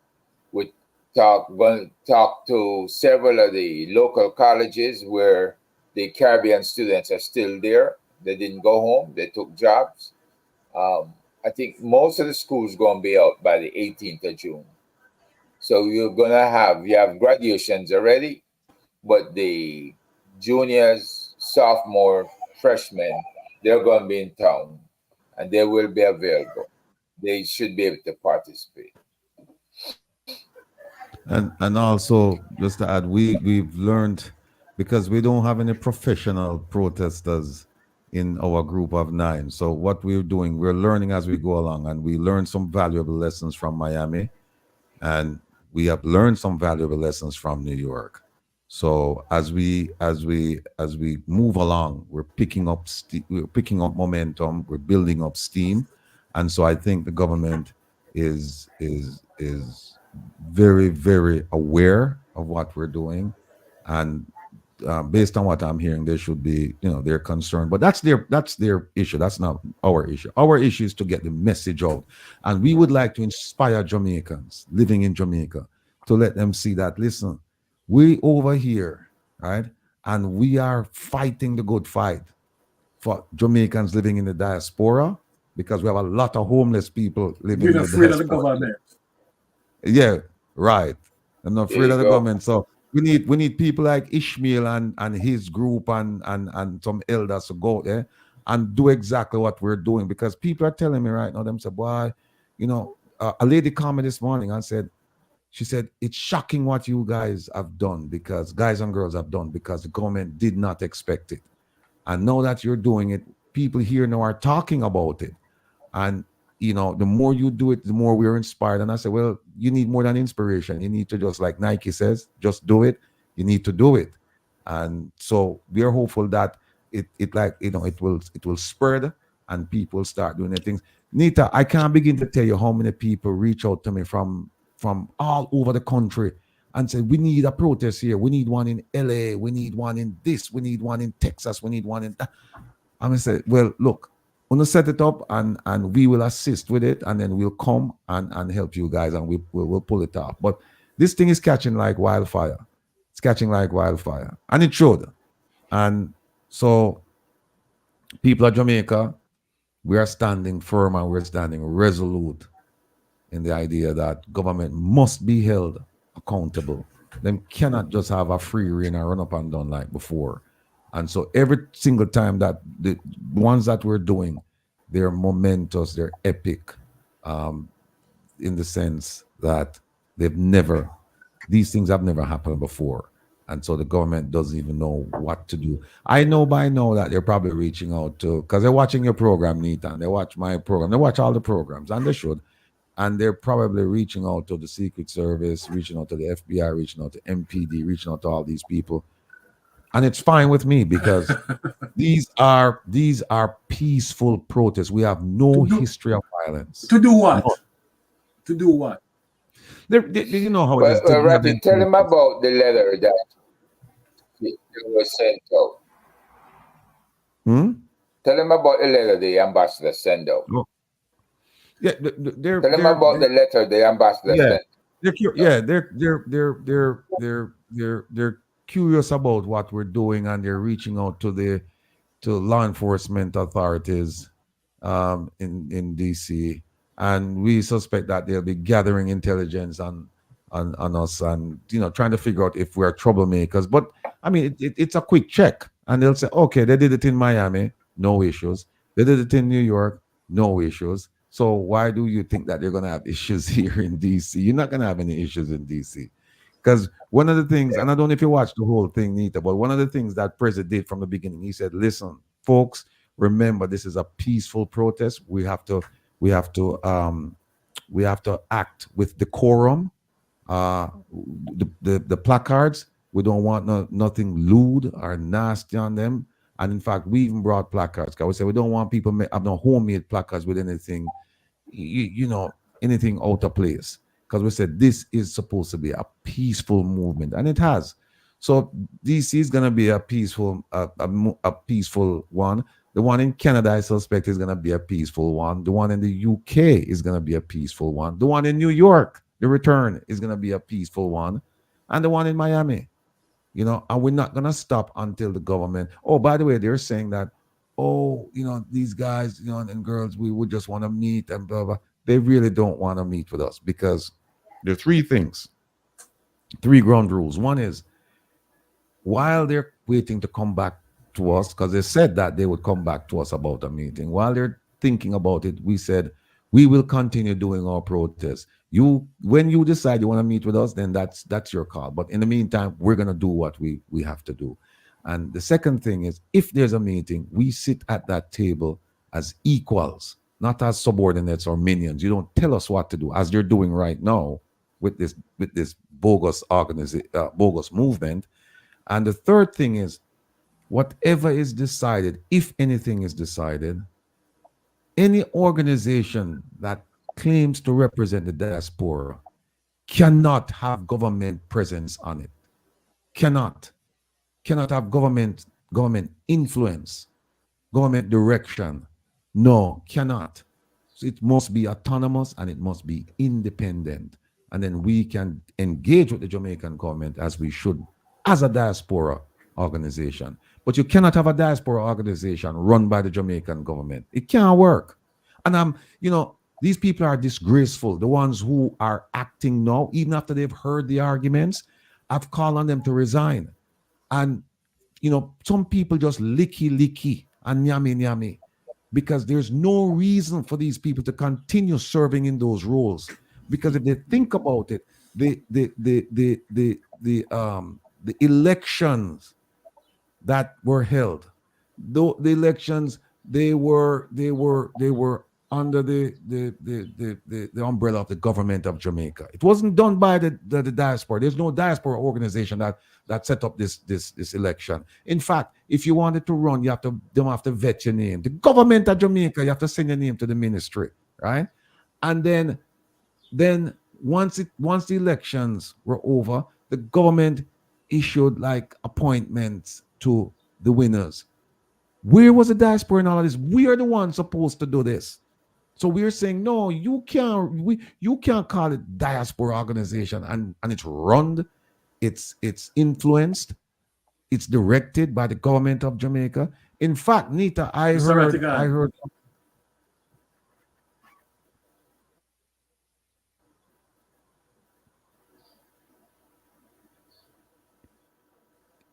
yeah, you stop Mr. me. Ratigan. Yeah, Can you hear me? yeah, loud and clear. Okay. I have worked in the trench for a long while.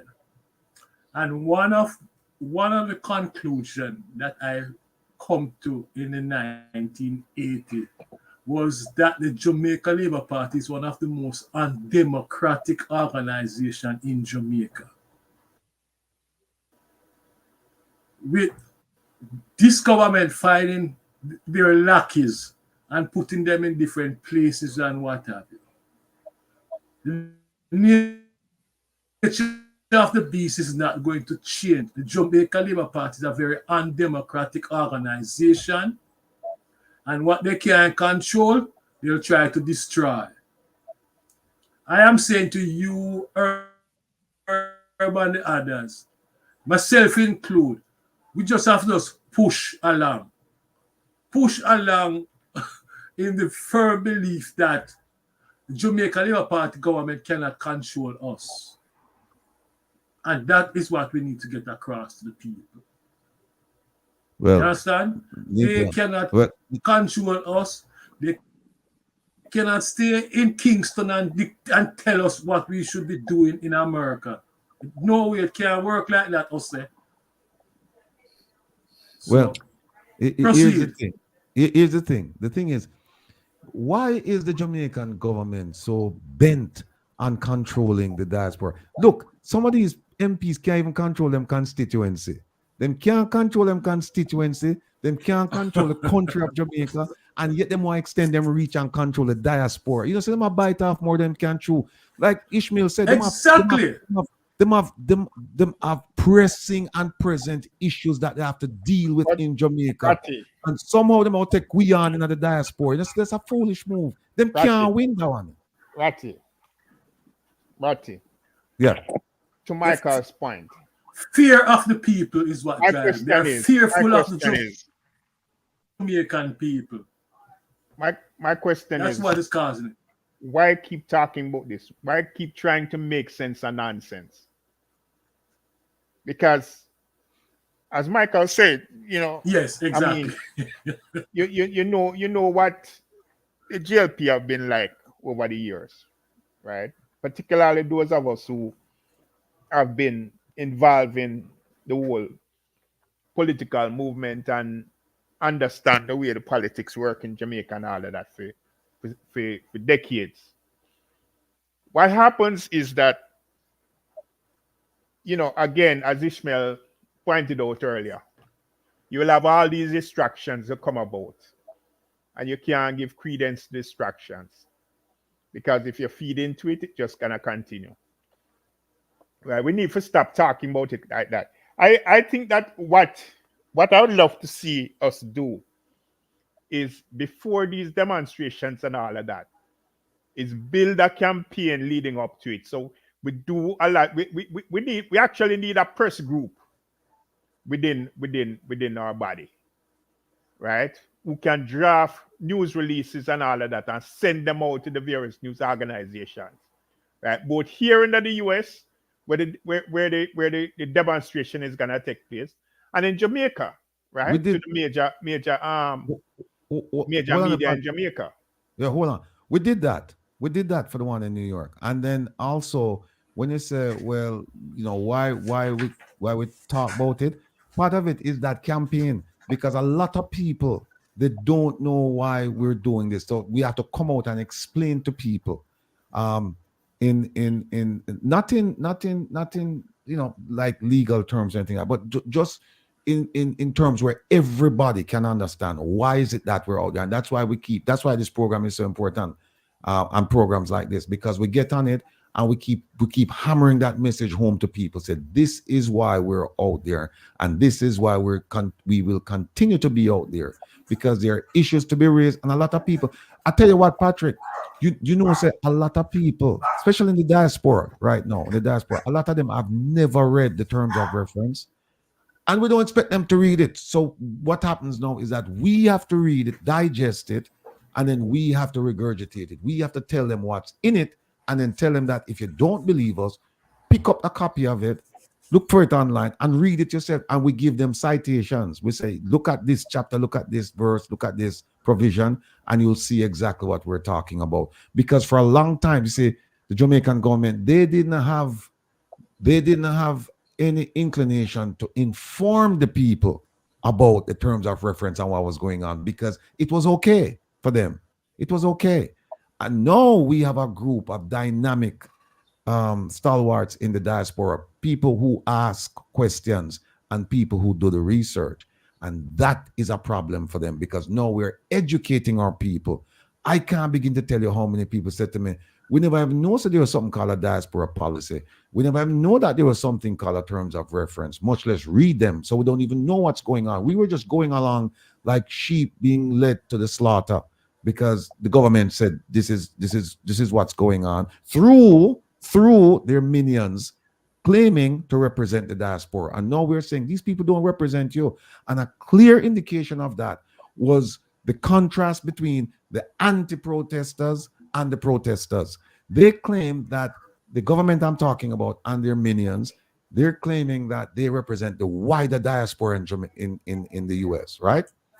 How many people were they able to assemble across the street from us? I think no more than 10. And remember now, they call us a fringe element. They said that these people, no more than 3 to 5 of them doing all of this nonsense. And we were able to attract more than 350 people on a Friday with inclement weather. And they claiming to represent the entire diaspora, or the wider diaspora. They want, yeah. And by the way, I didn't see the Northeast rep either. She never come out and show her face and go up on the because I know she's not with us. I know that she's not supporting what we're doing. Never see her over there. So that's why, Patrick, that's why we keep talking about it.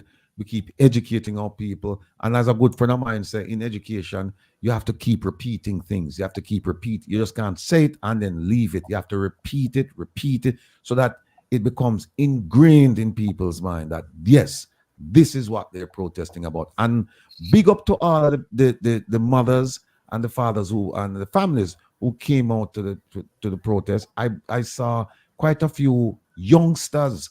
And one lady said to me, I brought my children here so that they can exercise, see our First Amendment, or the First Amendment is exercised. And I want them to come here to see that we can be united against a corrupt government. That warmed my heart. And so I will continue to preach this message throughout the entire campaign. I want to say campaign because we campaign of protest. We're not going to stop. By the way, Mr. Mayor down in Florida, we're coming your way again in I think it's September or October. So you will see us again. And as I promised you, and the one thing when I can count on Rattigan is my word is my bond.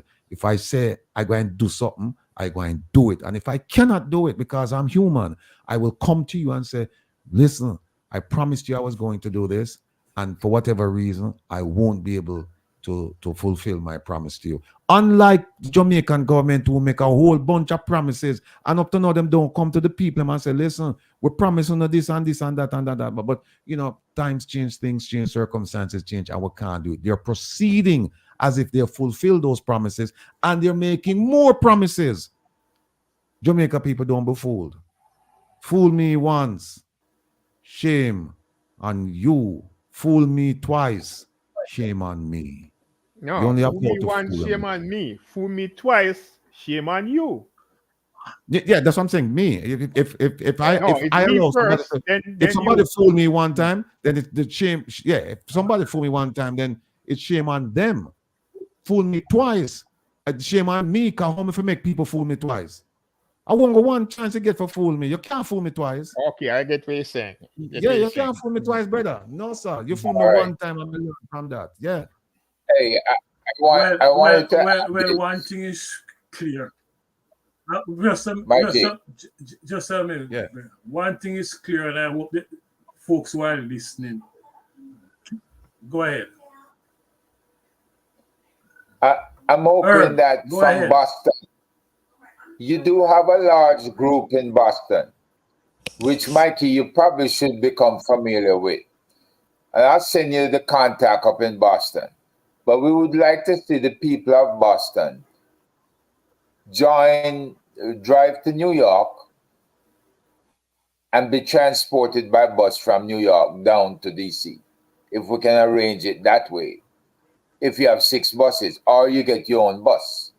But we need to arrange through the Caribbean people and travel agencies everywhere to try and get people into Washington, D.C. for Caribbean American Month and for that particular weekend, right? At least from the 13th through the 16th. Enjoy that weekend. Now, one of the things I heard in coming out of Jamaica was Jamaicans asking me from down there, why are we bad mouthing the government and making Jamaica look bad overseas?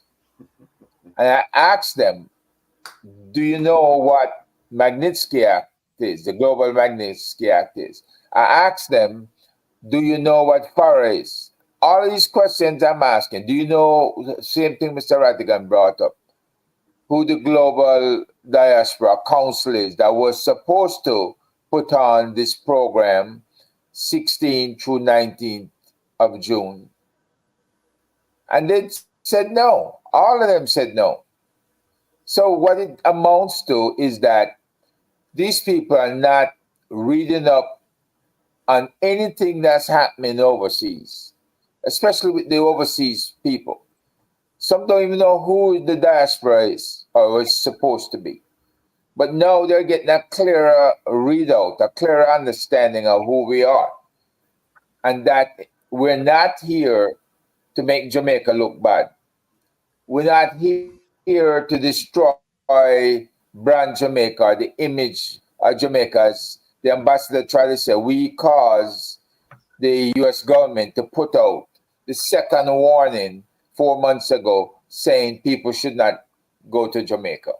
That was not our doing. That was theirs by having people die in the hospitals for the simplest of things.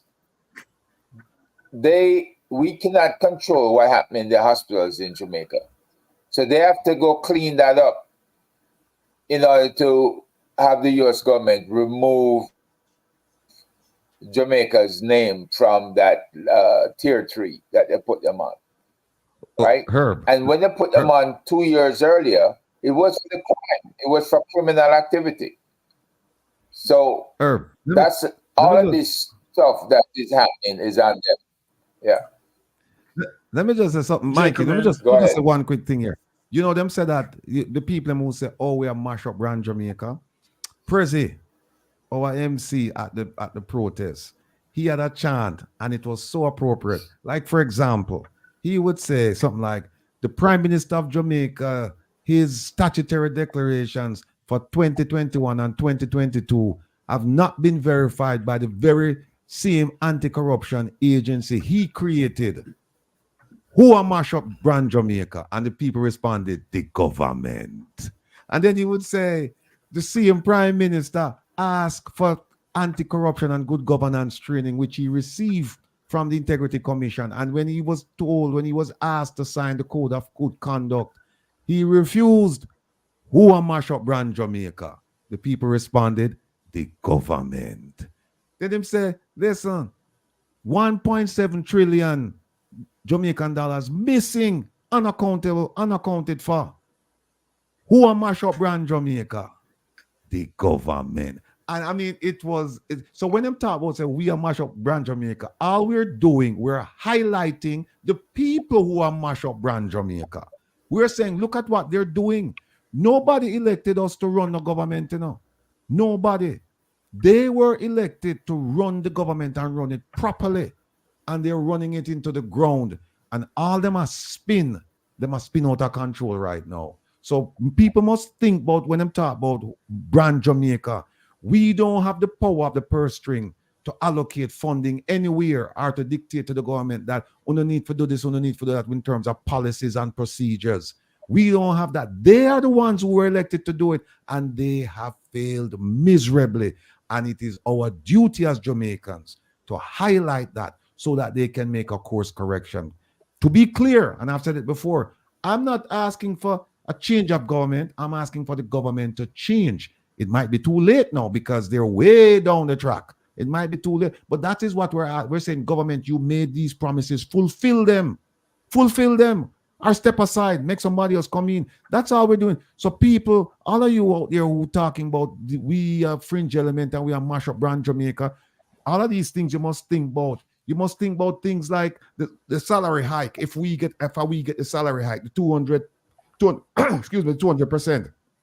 I know we get it. You must talk about the extension for the DPP. If we put that in place and change the constitution. No. How about the violation of people's rights under the states of emergency and where the court even ruled that it's unconstitutional? All of them things they mash up brand Jamaica because them things that make international news. It's not like 50 years ago where you could have just said something in Jamaica and nobody know hear about it outside of Jamaica for quite a while, if them hear about it.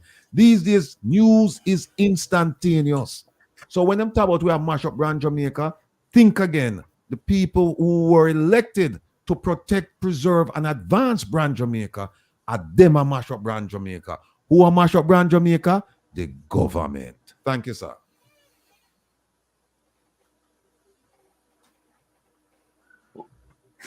What Folks, we we've been need to do, going at it just for to over finish 2 off, hours. And Mikey. just a minute, bro. Just a minute. You good? Just to finish off,